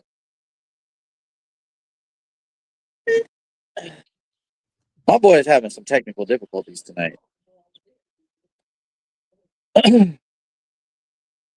But Jet, I kind of would disagree with what you said about Austin Theory being a theory, because I honestly believe now we got him in here twice. All right, there we go. Now I'm My back. boy's having Hold some on. technical fucking difficulties tonight, man. Talk about it. Like, I honestly believe that Austin Theory might not look like it now, but I think he's one of the building blocks to the future. So, that's just my opinion. I mean, he's only what 26 years old. See, you not wrong in saying that. If you would have I mean, said this like 3 years ago, which we always said is 3 years ago, is I've been saying He beat I've been Cena saying at this for a long WrestleMania. time. When he beat Cena at WrestleMania, he was booked to be a joke after that. Right, right, right. And I'm, that killed Austin Theory dead. So when but I'm saying, they put him in a tag with Grayson, which but still I'm, fall flat on his face. They but booked I'm, a breakup angle for like 18 months. and still And didn't then do anything with it. it took him off of television. Now Right, he's back with the vision. And this is really the last shot with Austin Theory. right. But I'm saying he's young. He's still got a chance to. What I'm saying when I say what his age is, he's still got time to, you know, get on the right path, and he's got the right guy in his corner right now. Well, But that's part of it being their last ditch effort. like, let me put it this way: if Paul Heyman can't get him over, then he ain't ever getting over. So let's just call that, straight up. Logan Paul. Austin Theory is gonna have to be one of those ones that go away, like maybe to AEW, maybe to Japan, and turn himself into a name, and then come back. Maybe. I get what you saying, like the age, the potential, but I think that he got a better chance of WWE creative fucking him up even more versus him actually trying his hand on the Indies or in AEW, then coming back. I mean, hey, it worked for Cody, it worked for Drew. And Austin Theory isn't bad. Like, he's not bad. There is something to salvage though. Maybe he needs to do that. Maybe he does need to go to AEW for a couple years. You know, hell, they seem to be doing something with Ricochet over there. You know, Hey, and I all mean, right. Jericho probably gonna put his ass over, but I'm saying maybe you're right on that. Maybe he needs to go somewhere and establish himself and then come back.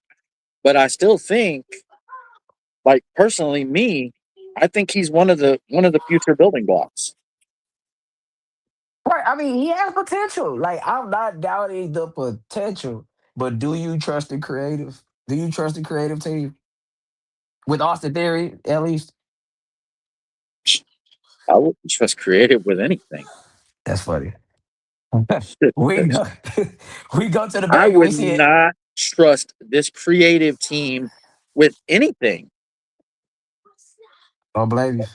So we go to the back and we see Adam Pierce talking to the original El Grande Americano and Julio and Bruno Credo. Bruno Credo. In the backstage area, the Credos admit that's I like that. The Credos. The Credos admit that they can't speak a lick of Spanish. That man Dominic doesn't even Mysterio. have a mask. That man doesn't even have a mask that fits over his. Come on, man. Dominic Mysterio and Lil Morgan joined the conversation. She was wondering what plans does Adam Pearce have for the hottest rising star in the history of the WWE, Dominic Mysterio. OG El Grande tells Liv to mind her business. Liv says that OG might be short of a 10 piece. Might be a couple nuggets short of a 10 piece, but if he have any sense love, he would get out of their face when they talking to Adam Pearce. Pearce knows that Dom needs a type Dom needed a title opportunity. He noticed that Dom is wearing the AAA Mega Championship around his waist. Pierce tell Dom that he put that championship on the line against the original El Grande Americano. And then the camera cut. Lois Garza appears, and they want to discuss business with Adam Pierce. Wonder what that's leading to. Well, my dog was just so crazy. I love Mm. it. Timu, that's a Timu Luchador.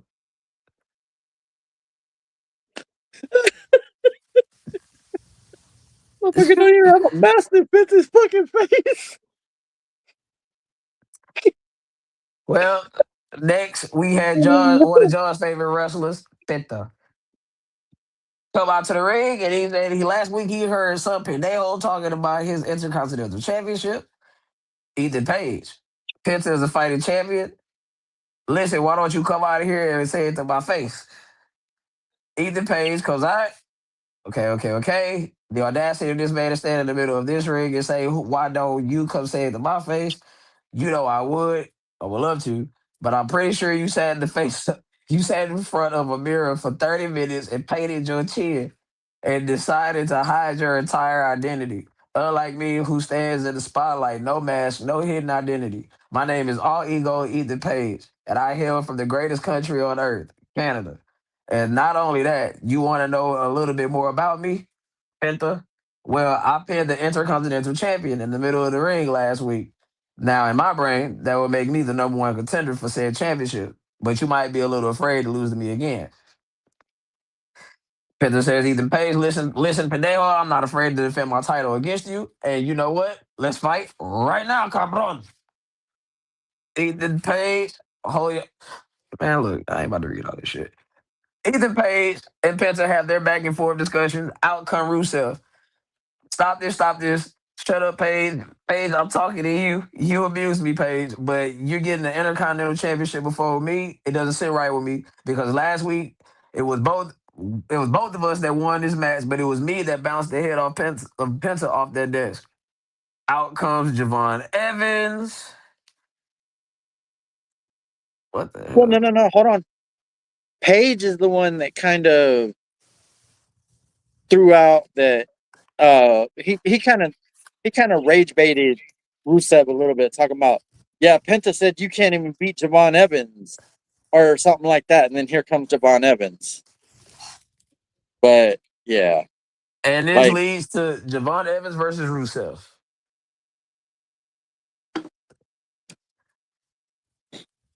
Are we liking the booking of Javon Evans so far?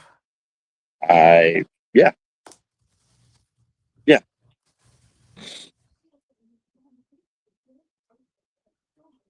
I I am. don't dislike it. Some I've of it noticed, came out. and I'm not gonna jinx it, but I've noticed that we are not saying bouncy as much. I've noticed that. His music doesn't even start out with that anymore. His music starts further into his music. Yeah, that was it. That Javon Evans told Pierce Rusev couldn't beat him or something like that. Yeah, that was what it was. But he was rage baiting Rusev, so Rusev wouldn't come after him. Is what it was ultimately, you know. But I've noticed the last few times Javon Evans has actually come to the ring, they skip the beginning part of his theme and it just kind of goes to the music part and he comes out. So they haven't been saying that word very much lately. So maybe they're getting away from it. I'm like I said, hey, if I could give them shit when they give us shit, I could give them their credit when they do some good things, even if it's something subtle. So like I said, I don't just wake up and just shit on the entire program. But shit is shit. But nevertheless, Javon Evans ended up defeating Rusev in a one-on-one match. And honestly, I'm gonna say this about Rusev, and I'm gonna move on. Rusev to me, he just like Malachi Black. Like, why did we bring this back? Like, Rusev ain't been more over than when he came out at WrestleMania on a tank. And when they did Rusev Day, bro. Rusev Day got way over. Yes, like it ain't gonna go through that. I did want to see where him and Kofi was gonna go, but hey, So did I. I wanted to see it, but yeah, you ask a wrestler to take a pay cut, they're not going to want to do it. yep, another love TKO. Teddy Pendergrass, very nice. All right, now we get bearded favorite people. My boy come back to us Wow. eventually. Paige, Brie Bella, and the Judgment Day segment. Brie last week, Raquel and Rodriguez called Raquel and Roxanne called us to come to Monday Night Raw, and as your defending WWE Women's Tag Team Champions, here we are. Paige says that's right, and we're ready for a fight. But where's the Judgment Day? Out comes Raquel, Brie, Paige. Welcome to our show. I'm glad that you guys could finally make it, and you take a little time from your nostalgia tour that's keeping you so busy. Roxanne says, no, seriously. I mean, I can't believe that I'm finally face to face with you two. I used to love watching you two on TV. Back when you two were still young and relevant. I mean, Bree, you don't even remember meeting me as a little girl. You told me that you was gonna carry the Bella legacy. What kind of shit is that, boy? Ooh, imagine carrying the Bella legacy. And Right. at the time, it meant everything to me until I realized how dare you set the bar so low for me. That was a pretty fire line. Oh yeah, And then and Raquel bust out with, said to Paige, "We're just waiting for your next scandal to drop," which is also, it's a good line. but not coming from Raquel. I would have loved if Roxanne would have said that. Roxanne, yes. If Roxanne Yes, would have said it, yes. that would have delivered well to me at least. Mm-hmm. But we both in agreement on shit. We both in agreement on that. No So charisma. Paige and Bree gets into the brawl with the Judgment Day. Liv Morgan comes out and nail Paige with the code breaker. Morgan transitioned into a ground and pound attack. Roxanne tees off on Bree. Roxanne delivered a cartwheel knee drop. Judgment Day nails Paige with their big boots, Russian side Russian leg sweep combination. And the Judgment Day stand tall over the women's tag team champions. And they have a match set for next week. Which Paige and I got Paige and Bree going over on that. This could be where we get the switch with Roxanne. Or you can start building towards it. I think Finn's gonna finally get in her head. Oh, that is gonna be the ultimate end game.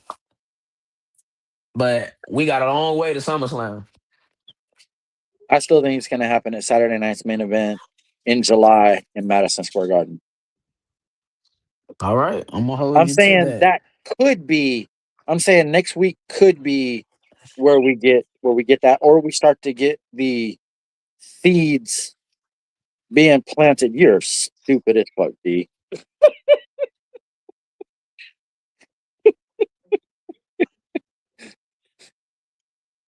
Damn. But no, seriously, I think that could be where we kind of get where we get the seeds start to be planted a little bit. Maybe we get another meeting with Finn and Roxanne backstage, and every time that happens, you get a little bit more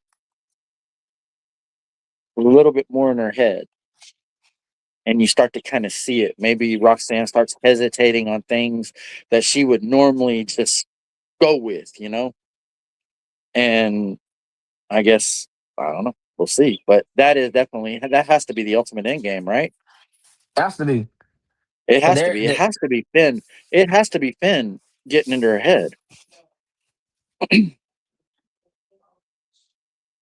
She's old enough to be my daughter. God damn.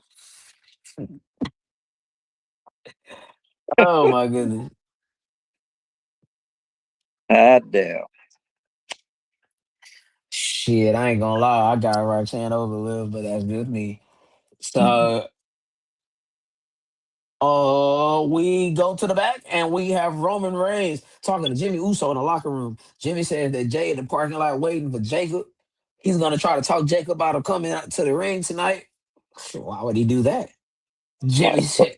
fucking Jimmy says that Roman must have gotten got hit in the head harder than he thought at Backlash.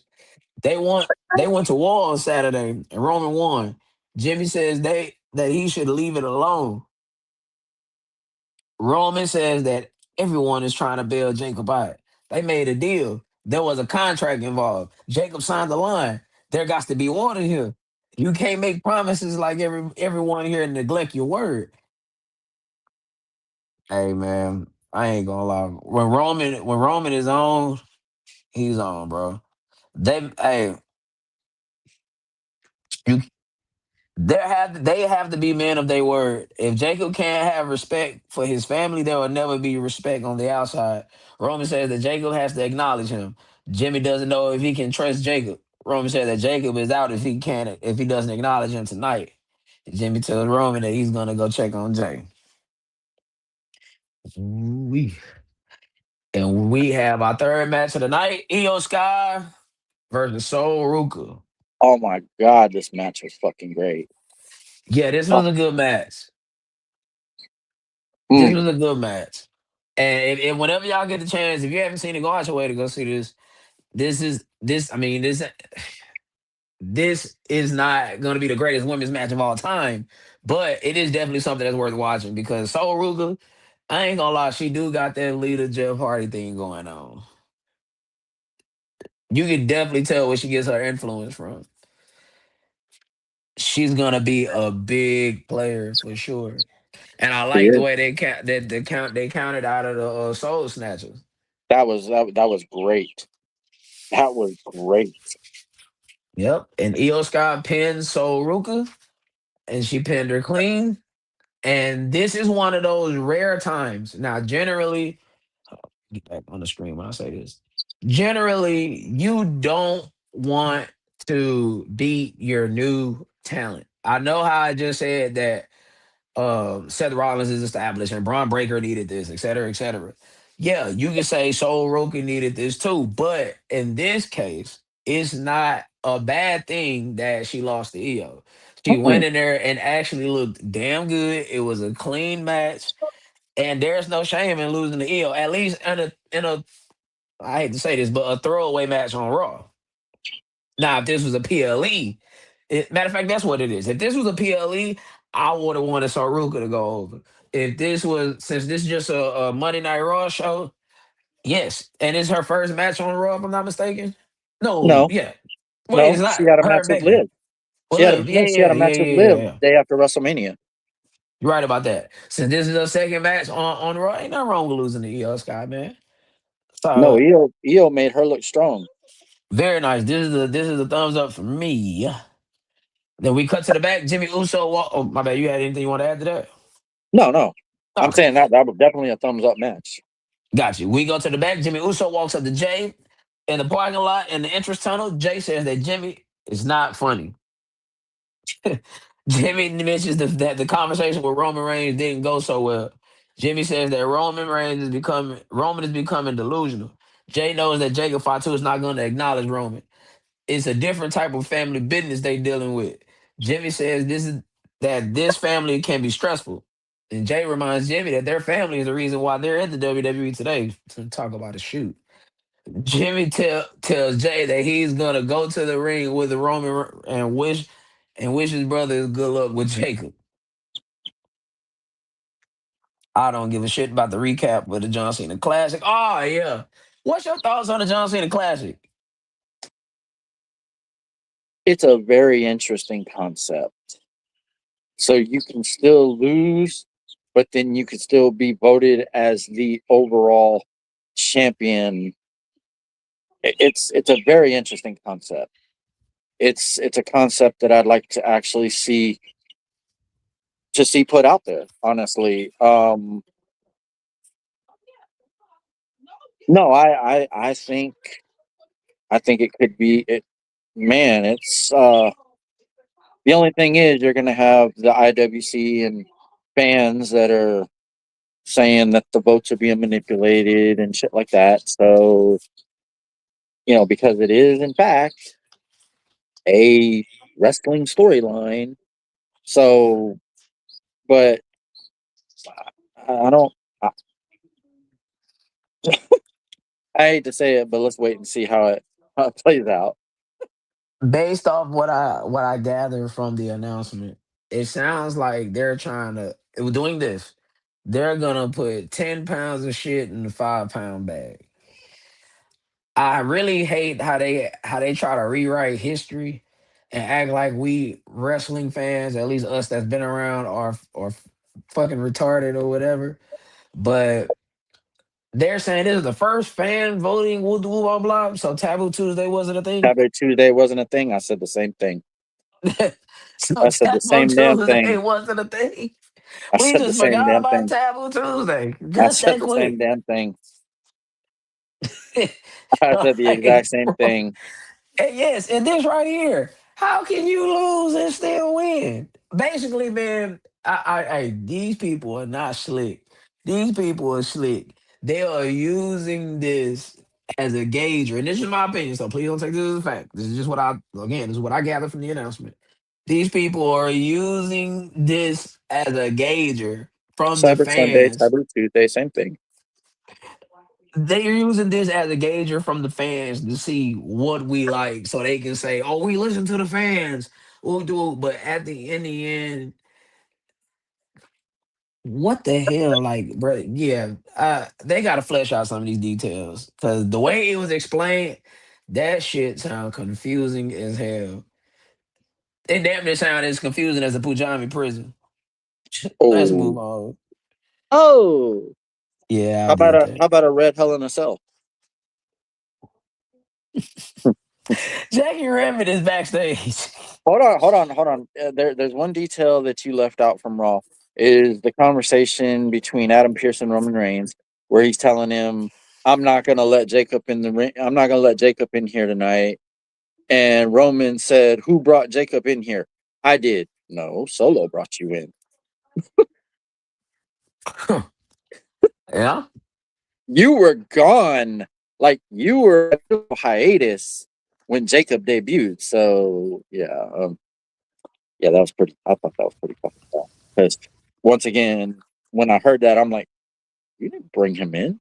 Solo brought him in. And he says, Anyway, I brought in Solo. moving on. But Jackie Ribbon is backstage with an interview with Street Profits. And they'll get their chance to capture the World Tag Team titles at Saturday night's main event. And LaDoggan says that they're feeling good. It's exactly what they came back for.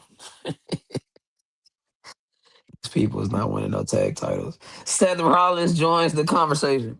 If the Profits are serious about getting those tag titles off the vision, then it's time they talk. Montez Ford says there's no we.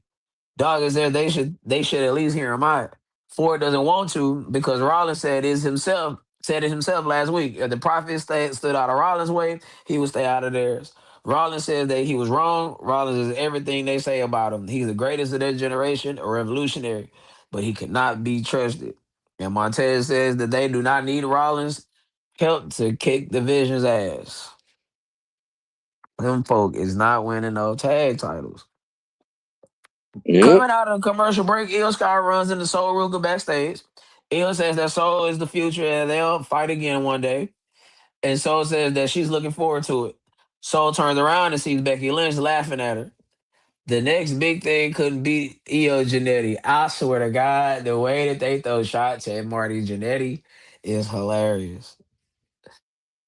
Becky says that the lights may be too bright for Soul as she walks away. That's a SummerSlam match. Oh, yeah. And I got Soul Ruka. Oh, so do I. That's going to be a SummerSlam match, and you cannot do that before SummerSlam. You Nope. absolutely can. You can't do that in Italy. You can't do that at Saturday Night's Main Event. You have to wait until SummerSlam for that. You have to get sold on a card in Italy. Now, who you get her on the card with, I don't know. But she got Maybe to start another getting match. some wins. Maybe another match with Io. She got to beat her then. Then she's got to Cause beat you it. Yeah, no, you I can't agree. you can't you can't go into SummerSlam not winning no matches and then I'm not saying you're saying that, but I'm just saying in general. You can't go into SummerSlam with losing matches and get a intercontinental match. That's I definitely mean, going to have to be. That's definitely going to have to be a SummerSlam match. AJ did walk back and just get a intercontinental championship match. Well, well, she didn't go over as well as they thought she was either. But Ah, facts. Sol Ruka is definitely a future, star, a future major player in WWE. And that Absolutely. and now Oba, Oba, Oba. Comes out to the ring, and now the time has come for the Obafemi Open Challenge. Adam Pierce comes out, and he says, "Hey, nobody, huh?" No, I'm just laughing. Go ahead. Go ahead. Adam Pierce comes out and says, "Hey, nobody, what the? Hold on, I'm catching up on the comments. Yeah, they're not gonna have it. Nah, Yeah, fact. that is diabolical in Chicago. Yeah.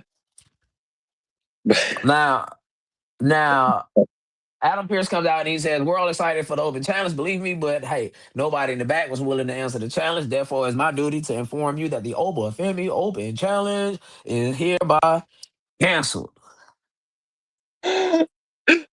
Obafemi says that Pierce can't do his job. Femi got says that everybody is a coward. And then he attacks Los Garza outside the gorilla position. And then Femi brings Los Garza back down to the ring. Femi drives Angel back first to the LED board. And then Femi tells the referee to ring the bell.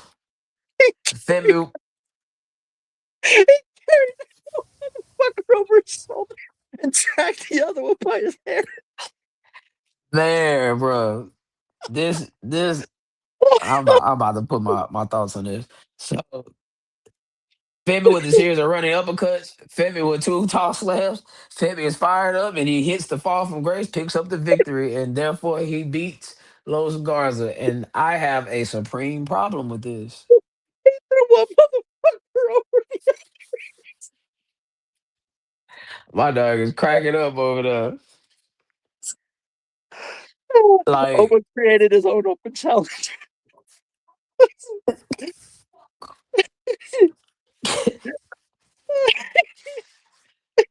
And the word, God, the word is that Los Garza was released after that.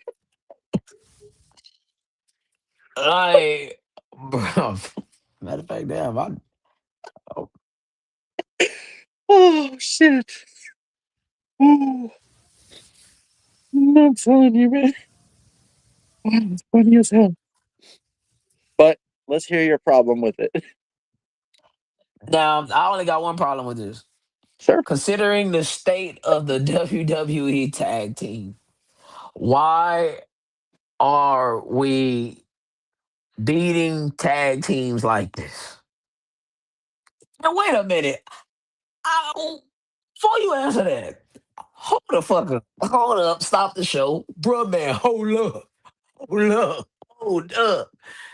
Out of all these damn WWE budget cuts, how the hell does a Viking Raider still have a job? Hold up. Oh no. How do these people have a job? Wasn't that the first? Tag team Wasn't that that? Oba destroyed. That what made me think of this. Matter of fact, I immediately thought about the Viking Raiders when I seen this, but I didn't even think about the budget cuts to just now. Like, nah, for real. Like, this is a real question, and Now this is wait a for the minute. chat. How Now the wait a minute. hell do these people still have a job? Now wait a minute. They're the War Raiders now. War Raiders, Viking Raiders, Oakland Raiders. How the hell you have a job? Oakland Raiders. What the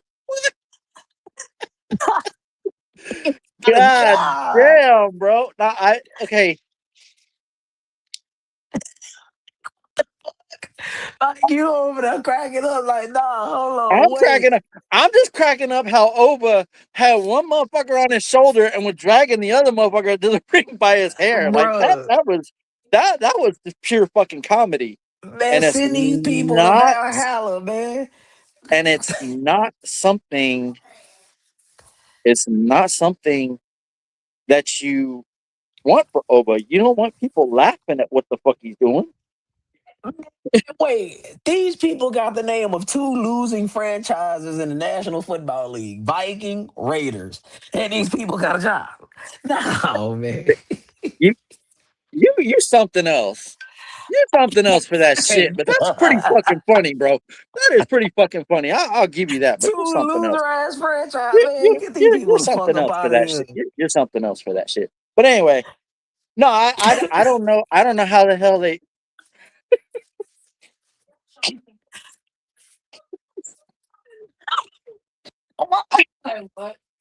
Oh, send these people to Valhalla, bro. Like, get the fuck out of here. Oh shit! I don't know how they survived the budget cuts. Hell, there might be more. There's rumors that Carmelo might be cut. I Bro, mean, there's I all kinds pro- of rumors. There's all kinds of rumors going around that the cuts aren't over. I promise to God, bro. I don't care where I'm at. The absolute second moment, the hour I find out that Carmelo Hayes do not have a job, but the Viking Raiders are still employed, I'm going live immediately and I'm talking my shit. And you can take all the goddamn notes you want because there's going to be a lot of N words flying around here. I hate bullshit. This is going to be the uncut version. I ain't lying. Hey, almost, man. Let me go ahead. I'm spending too much time on the Viking Raiders. That's crazy. But nah, seriously though, all jokes aside, the current state of the WWE tag team division, like, why are we beating tag teams like this? I agree. We got the Creed brothers in Mask. Why are we doing that? I get it gets them on television. I get that. I understand that. If it's gonna be a real, but you this is just like the Pat McAfee shit because this is not gonna last long. This is only gonna last until Gable get outed as Grand Americano. Because Kaiser is keeping that gimmick going in Mexico. He's the biggest babyface in Mexico. So you think he's gonna lose the match? Yeah, yeah, Wes. Yes. Oh my God! Oh no, take it back to 1998. Oh my God! Jet! God damn! Yeah. Gabe was definitely losing that mask. Good, good. Finally, finally. I think the match is at the end of The May. 30th. The 30th. Yeah. Damn, the The day day before before. was The day before Italy. Which the next that show was actually on a Sunday, not a Saturday. Hey, we might be able to do a live stream for that. I've been off the last few Sundays. Damn, I'm gonna end up working it. I'm gonna end up working that Sunday. I just You jinxed just it. fucking jinxed yourself. I'm cursed. You just fucking you are cursed. Oh, my mama. All right, so But anyway, I mean, we if had if you if you are, let's try, okay? gotcha. Finn Balor jumped JD McDonough backstage in the backstage area as Dominic Mysterio headed to the ring. Finn tells Dom, "Hey, shit, like you gotta go out there by yourself." He ragdolled that motherfucker, Nah, and I then ain't gonna just lie, I didn't see that coming. he ragdolled that motherfucker, and then just looked at Dom and said, "I guess you got to do it by yourself, mate." He smacked the fuck out that crate. But He did. He did. we had Dominic Mysterio versus Grande Americano for the AAA Mega Championship. And Dominic Mysterio hit Gable with a Michinoku driver for a 2 count. Mysterio goes for the slingshot senton, but Americano ducks out the way. Americano with the release German suplex into the turnbuckle. Americano with the dragon suplex for a 2 count. Americano drags Mysterio to the corner. Los Americanos run interference. El Grande punches OG behind our referee's back. Mysterio kicks Americano in the gut. Mysterio drops Mysterio drops Americano with a tornado DDT for a 2 count. Los Americanos get into a huge brawl with American made, yeah, the Credos. Just American just just Americano just applies get the to ankle the lock. end. OG El Grande trying to rip off Kaiser's mask. Mysterio nails Americano with the 619. Mysterio connects with the frog splash and picked up the victory. I have no notes for this. This is absolute garbage. You I want to have talk no about interest in this. you want to talk about the Danhausen shit being filler for the pay per view? This was absolute fucking filler for Raw. Like, and it happened way too late in the show. Yep. That was Now, so fucking bad. yeah, yeah. You have the AAA championship being defended for the first time ever on WWE television, and this is what you give us,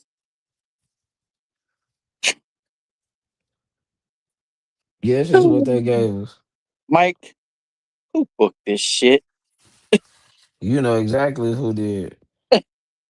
Like seriously, man. I ain't even gonna fucking mention Bruce's name, but like seriously, who booked this shit?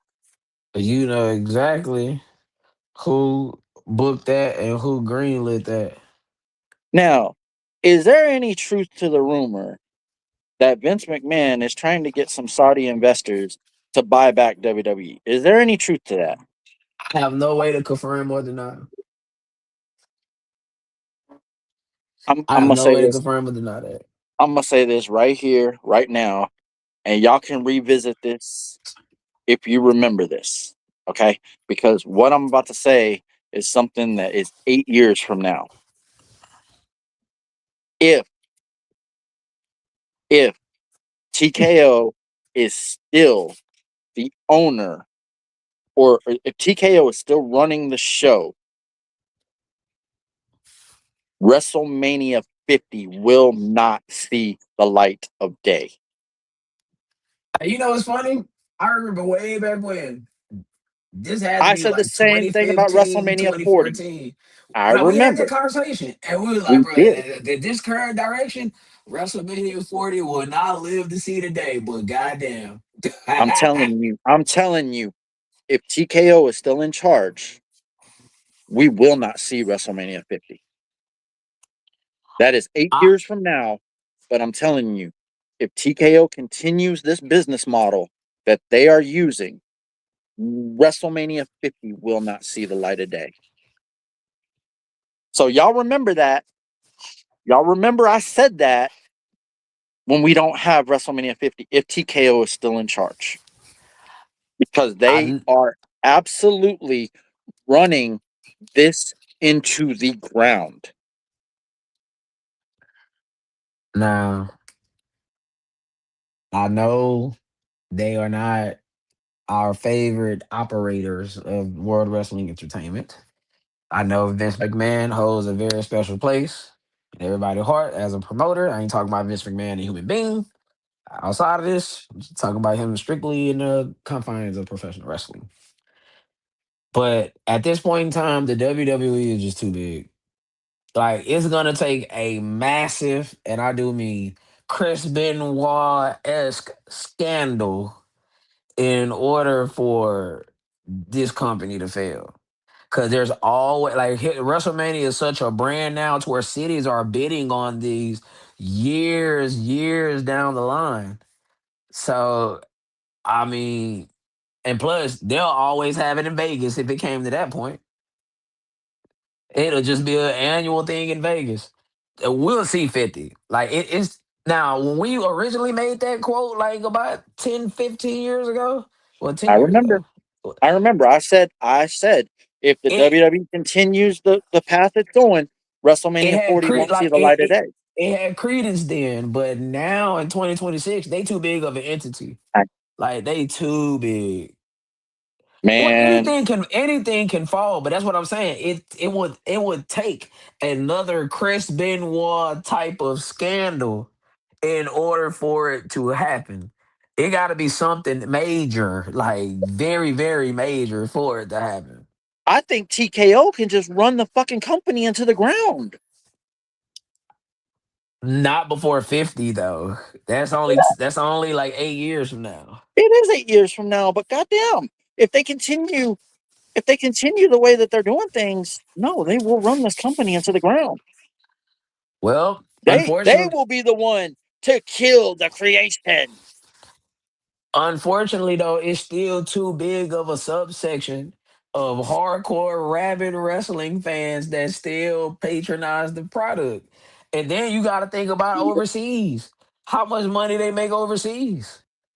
They can host WrestleMania overseas 3 years straight and do 2 years in Vegas. They go five right there. You still got Saudi. There's six right there. You still owe Indianapolis a WrestleMania. There's seven right there. We're already at eight. Apparently, Tennessee's going to get it, Not to mention you owe New Orleans too. You owe and New Orleans Tennessee big. Tennessee is apparently getting next year or the year after Saudi. But listen, I hope I'm wrong about this. I really do. But TKO is running this company into the ground. Like To to us the people that's been watching for years, absolutely. But again, it's too many of the people, and it's enough of the people. Let me say that it's enough people that patronize the product. There's a reason why they keep breaking record gates after record gates. Even though the tickets are high as shit, they're still break. People are still buying it. that's because the rich are the only ones that can fucking afford it. But they gonna keep what? Well, that's what they gearing their product to. And that's Unfortunately, that's dumb. what they gearing it. I agree. I And that's agree. dumb. I agree. I'm not disagreeing. This is That's something that Vince would have never done. but but it make you miss that old motherfucker, don't it? It make I, you appreciate. I ain't gonna lie, y'all. I I really get. hope I really hope that the rumor's true. I really do. But the thing is, I hope that if he does buy it back, that he just handles the business of things. Now, there's a good chance that that's not going to happen because this is the fucking McMahon we're talking about. But I hope that he just handles the business side of things and lets somebody else run this part of things if he does come back. You know, like I just find myself shaking my head a lot when I watch the product now. I'm not gonna lie to y'all. I love Vince McMahon, the promoter, the on-screen character, but I don't want an 80-year-old man trying to run a wrestling company in He can handle 2026. he can handle the business side of it. But we don't. But the creative.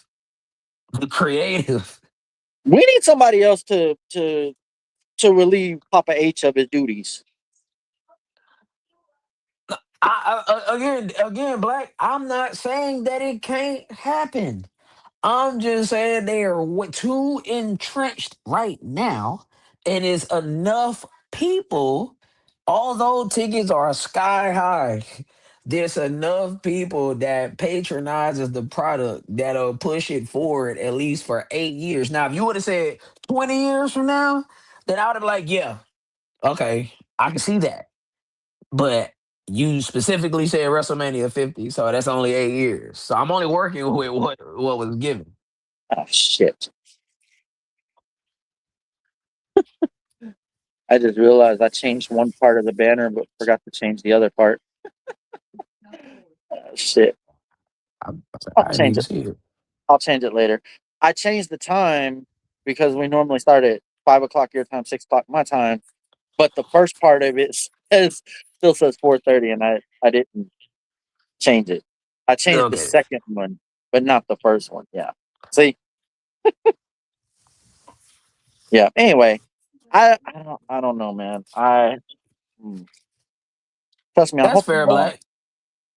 I hope I'm wrong, but I just man, TKO does not know how to run this shit. They don't. They don't. Well, it's never worked. Wrestling has only worked at its peak when wrestling people was making the wrestling decisions. Mm-hmm.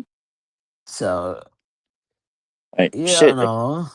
Hell, if I'm Eric Bischoff, I'm getting some investors together. You know, I'm shit.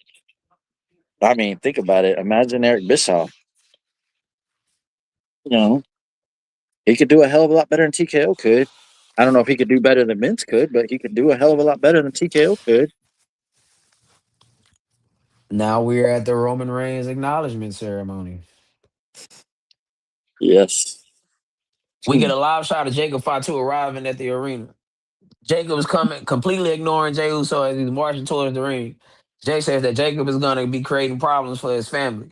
Jay says that Jacob needs to be smart about this. And then Jacob ends up attacking Jay with multiple headbutts in a gorilla position. Jacob says, "What you think? You want me to come out and acknowledge you, Roman? Hell nah. You better have to beat what? You have to beat the apology, the acknowledgement out of me." Even though he definitely said, "You better have to beat that acknowledgement out of me." That is not proper English, brother.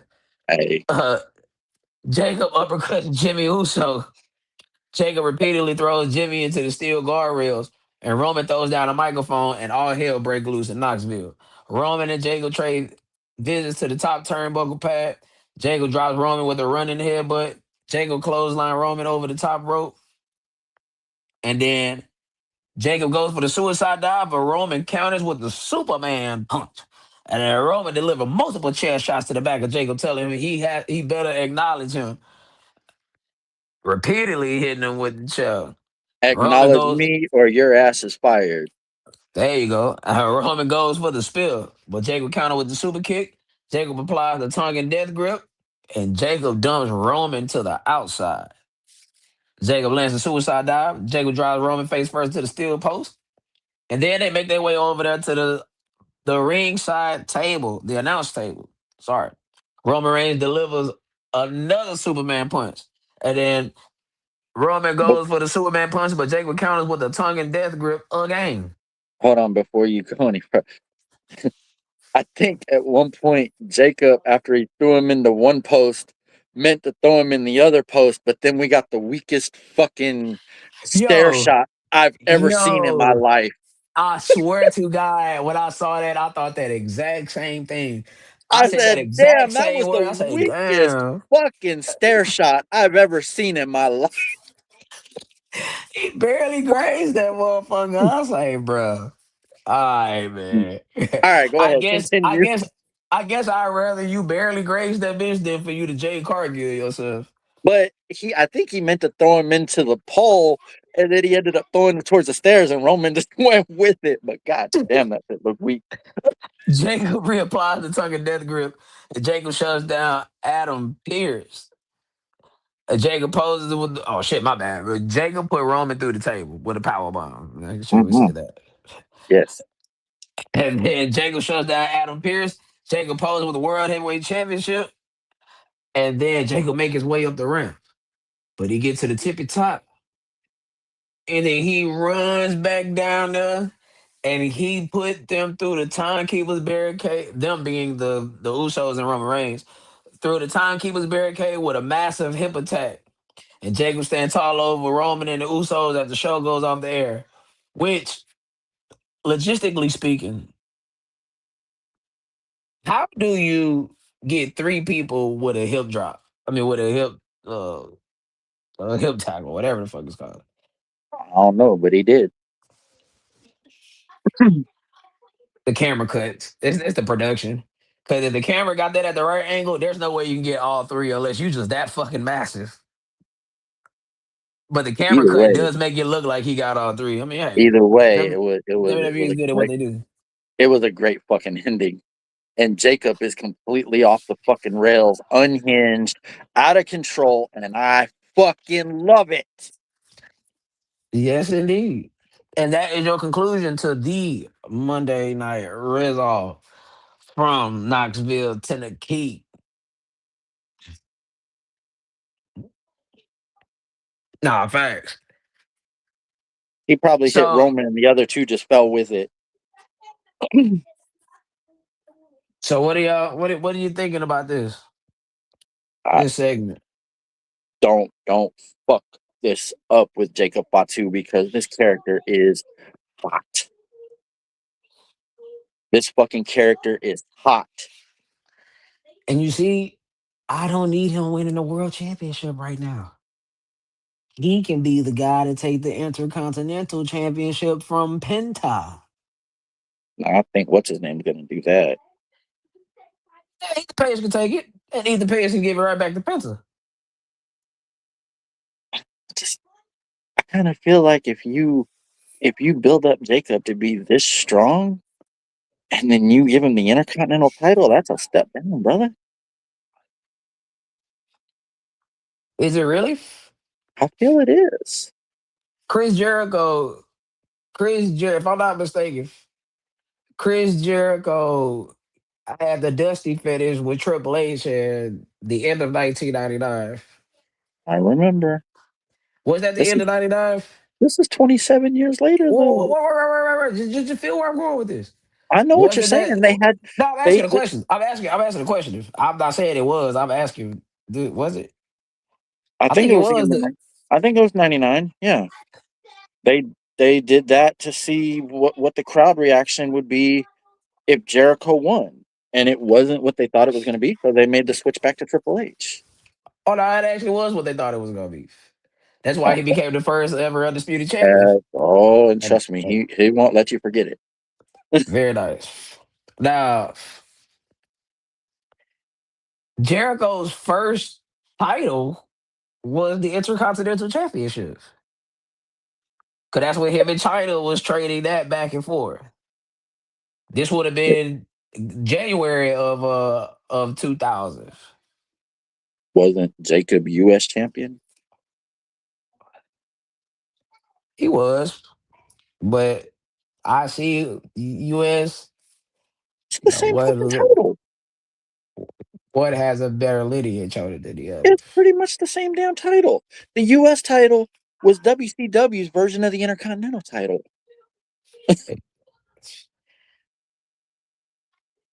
It's the same damn thing. I don't know. Just don't see. Oh, I just don't see Jacob being a world champion in 2026. Omar have it before him. Nah, Yeah, facts. that's true. That's true. I mean, yeah. I mean, he trusts me. It's almost like Paul Heyman reminding everybody that Brock Lesnar ended the Undertaker's undefeated streak at WrestleMania. So I get it. Jericho just Jericho won't shut up about anything. But I just me personally, I feel like if you give him the Intercontinental title after having him in the main event, it's a step down. It depends on. I mean, I guess that's a matter of perspective. But he, the world title scene is just too crowded for him, at least. Because we still got to get Braun Breaker on the world championship, and who deserve it more, Braun Breaker or Jacob Fatu? I say Braun Breaker. Are you gonna let Braun Breaker beat Roman Reigns? No, no, no, no, no, no, no. I'm just saying I'm sorry. that I'm sorry. Let me rephrase. Are you gonna let a Steiner beat an Anoa'i? like a motherfucker, like a I'm motherfucker. just Shit. I'm just saying. I really think they should give him a run. I mean, fuck. You gave it to Jey Uso. And don't we get know me wrong. what mistake that Don't was. don't get me wrong. It was a mistake, but shit. What do you got to lose with Jacob? Especially if you keep this unhinged character. Like, man, I don't know. I don't know.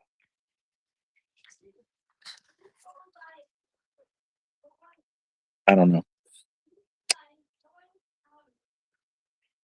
That'd be actually pretty wicked. But would that make Braun Mm, Breaker a babyface? maybe. I Well, don't yeah, because ever Gunther's the let fucking heel right now in the Cody thing. let me say this, I am more than sure you would agree with me when I say this. I Sure. bet not ever, as long as this man is an active professional wrestler. I don't care if he's in WWE, New Japan, AEW, Lucha Underground. Don't give a shit where he's at. If you turn Gunther into a babyface, you kill this man. This man is a heel, heel, He heel, is. a career heel.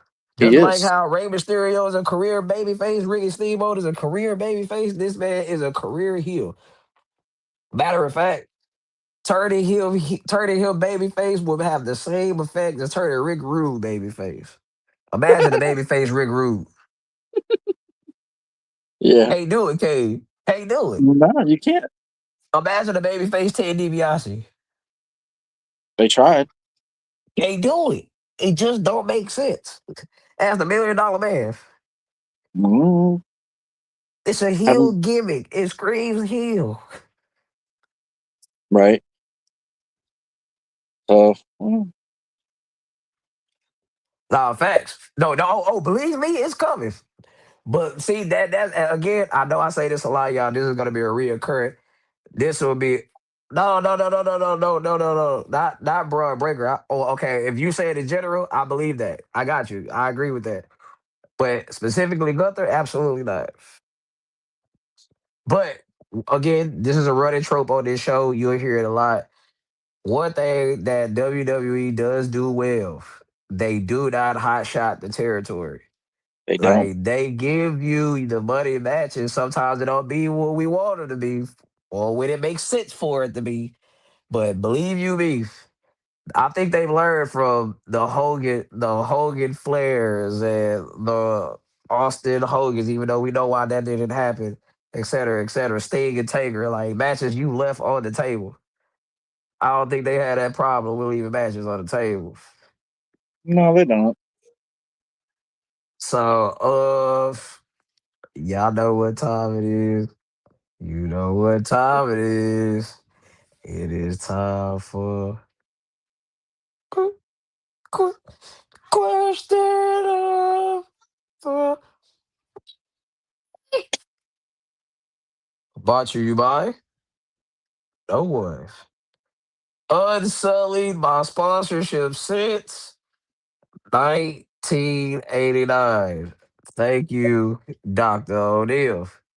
That is my salute and tribute to Inside the NBA. My main man, Ernie Johnson. Now,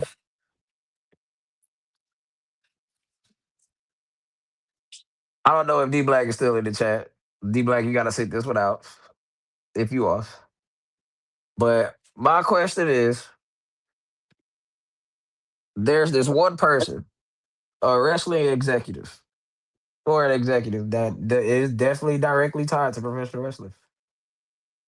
He is the most underrated entity to ever hit professional wrestling.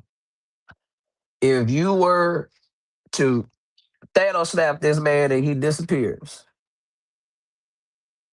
wrestling would not be seen as you know it today. Do you know who this man is?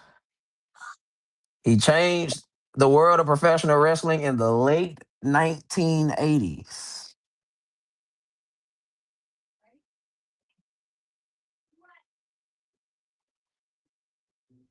Do you know who this man is?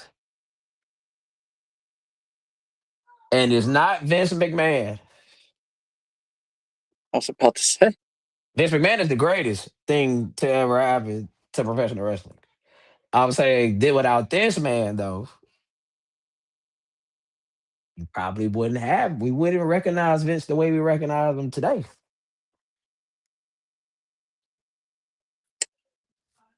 Truth be told, if Vince McMahon would have went out of business in 1992. Is it the man that just passed away this week? You tell me. That sounds like a question. You can't answer a question with a question. I mean,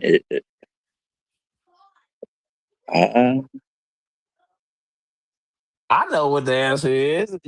But it sounds like you well, asking no me a fucking question. shit. You're asking the question. No shit. You know the answer. Yep. But I mean, hold up, man. What is going on with Bearded? What is going on with him? Is he okay?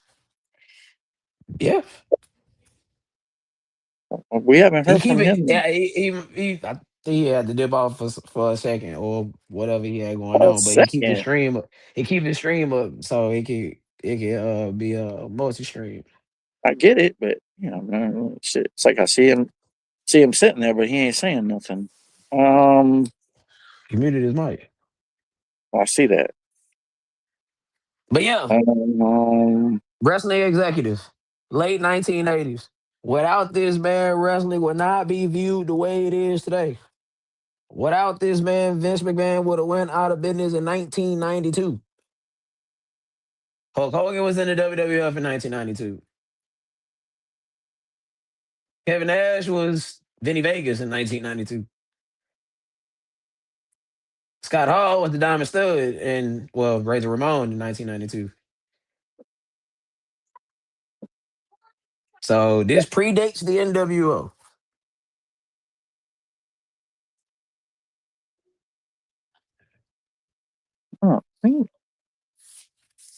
I don't think it's Ted Turner. Because Ted Turner didn't really make his impact until 95.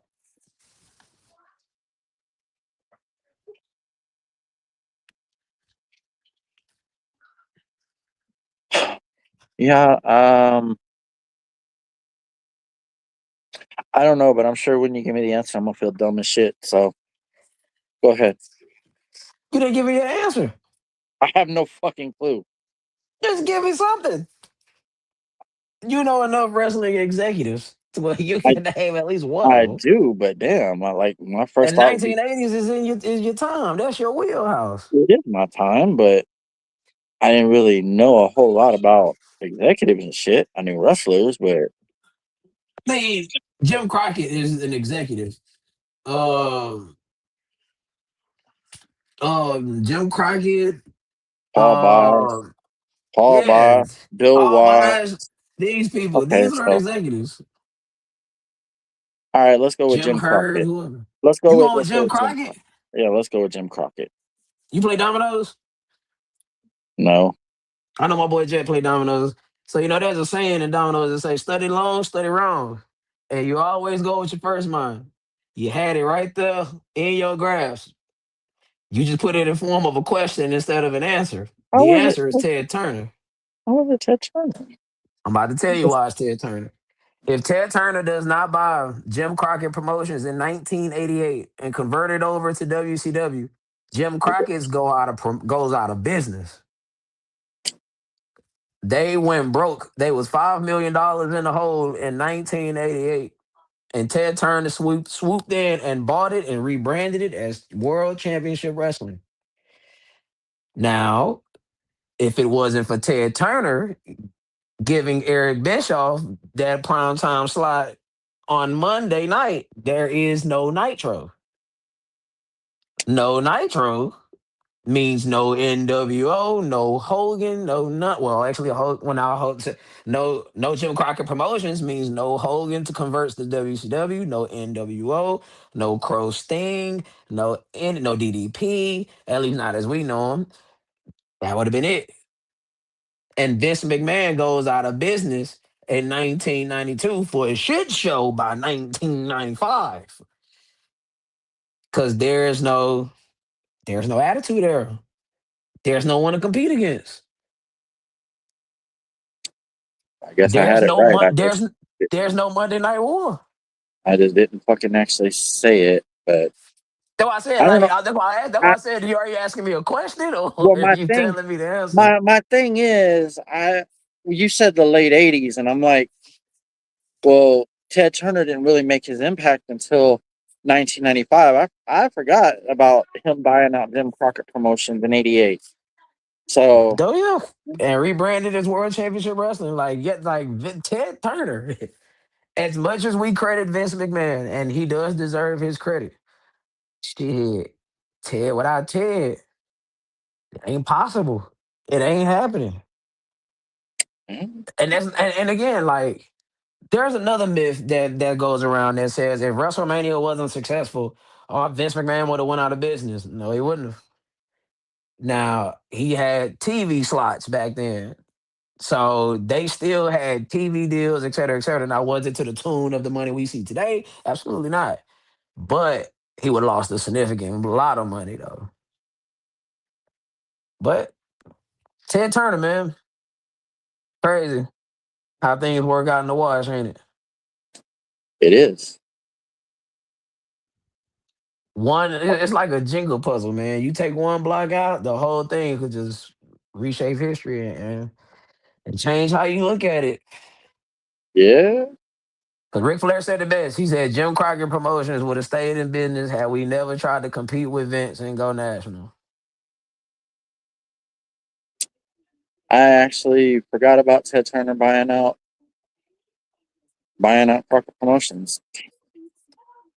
I had the Yes. answer. I just You had the didn't. answer. It was right I there. didn't. Yeah. That's why I was like, it's not the man that just passed away this week, is it? Or last week, On me. but yeah. It is Ted.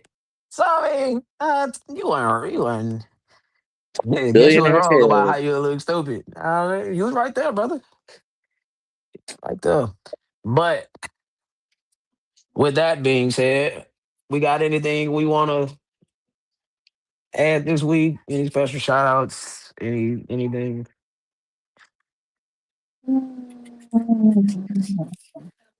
Anybody in No. the audience want to ask questions? Yeah, we'll open the floor to that for about 5 minutes. Anybody in the audience have questions?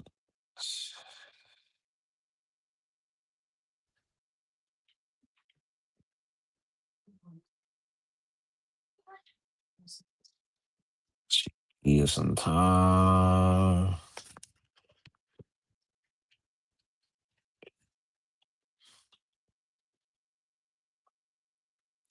That is a fact. That Yeah, that is a Fendi fact. it's true.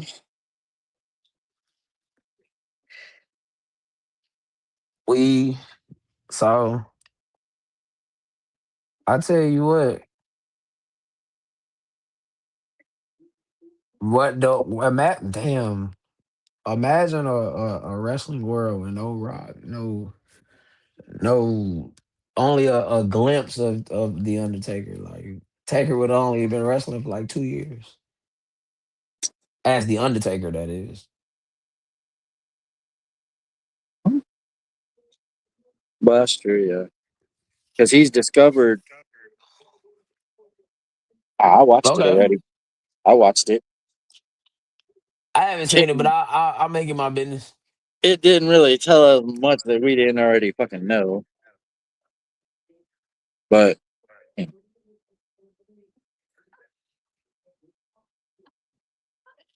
Not gonna lie, I might have to take the kangaroo. I might.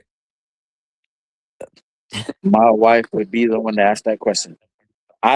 Cause, My money is going on the kangaroo. Cause Jackie Legs is pretty fast. Them And if fucking he legs. kicks and if he kicks Over in the face, oh, it's a wrap. But now for that matter, if Over grabs that kangaroo, oh, that's that kangaroo's ass. I ain't bullshit. It's gonna come down to a matchup thing, like who you like more, speed or power. I'm a rock with the speed.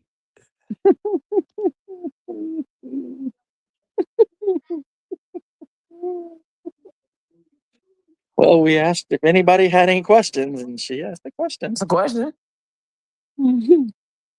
It's a very interesting question.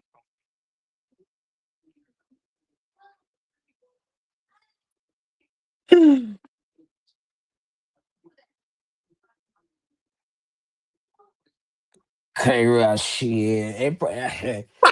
It probably will. And I bet that kangaroo do it better than Over. And I'm sorry, it's not gonna work unless the little baby pops out of the pouch doing it too. That's funny.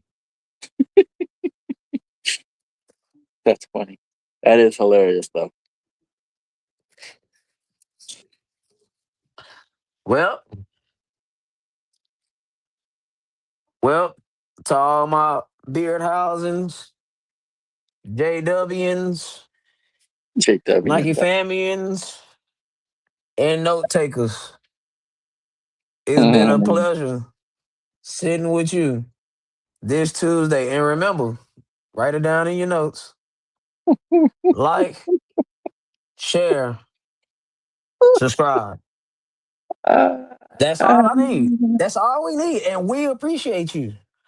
Keep the retention up and keep the subscribers up.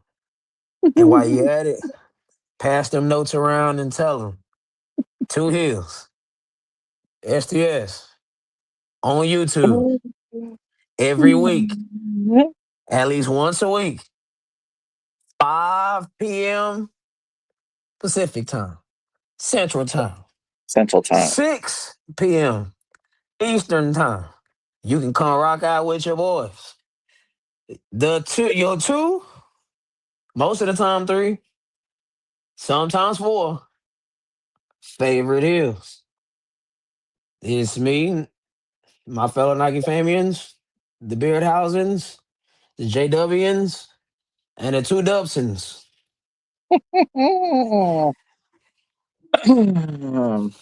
And this is how we leave you every week. Make sure you write this in your notes also. Yeah. Hold on before you do that. If by chance you were in here taking notes, we made you watch the whole show. So thank you. Much appreciated. Write this down. Ladies and gentlemen, boys and girls, children of all ages, STS proudly brings to you is Trios Tag Team Champions of the World. Flip to the next page. I'm not the road dog, Jesse James. J-Dub don't look like the badass Billy Gunn. I am a badass. Though. Bearded is not even the same ethnicity as X-Pac. But Bearded can cut the mustard. Pause. Ah. We are not the new age outlaws. And you write this in all caps. If you ain't down with that, we got 2 words for you.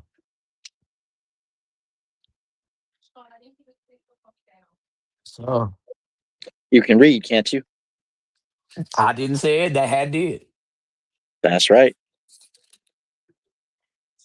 Write it down. And Take with a that picture. being said, We don't give a fuck. with that being said, y'all tune back in next week. Same hill time, same hill channel, same hill place. And your boys will be here. And stay tuned because we could be doing a Clash in Italy watch along. Stay tuned. Y'all be safe, stay active, and like, share, subscribe. Peace out.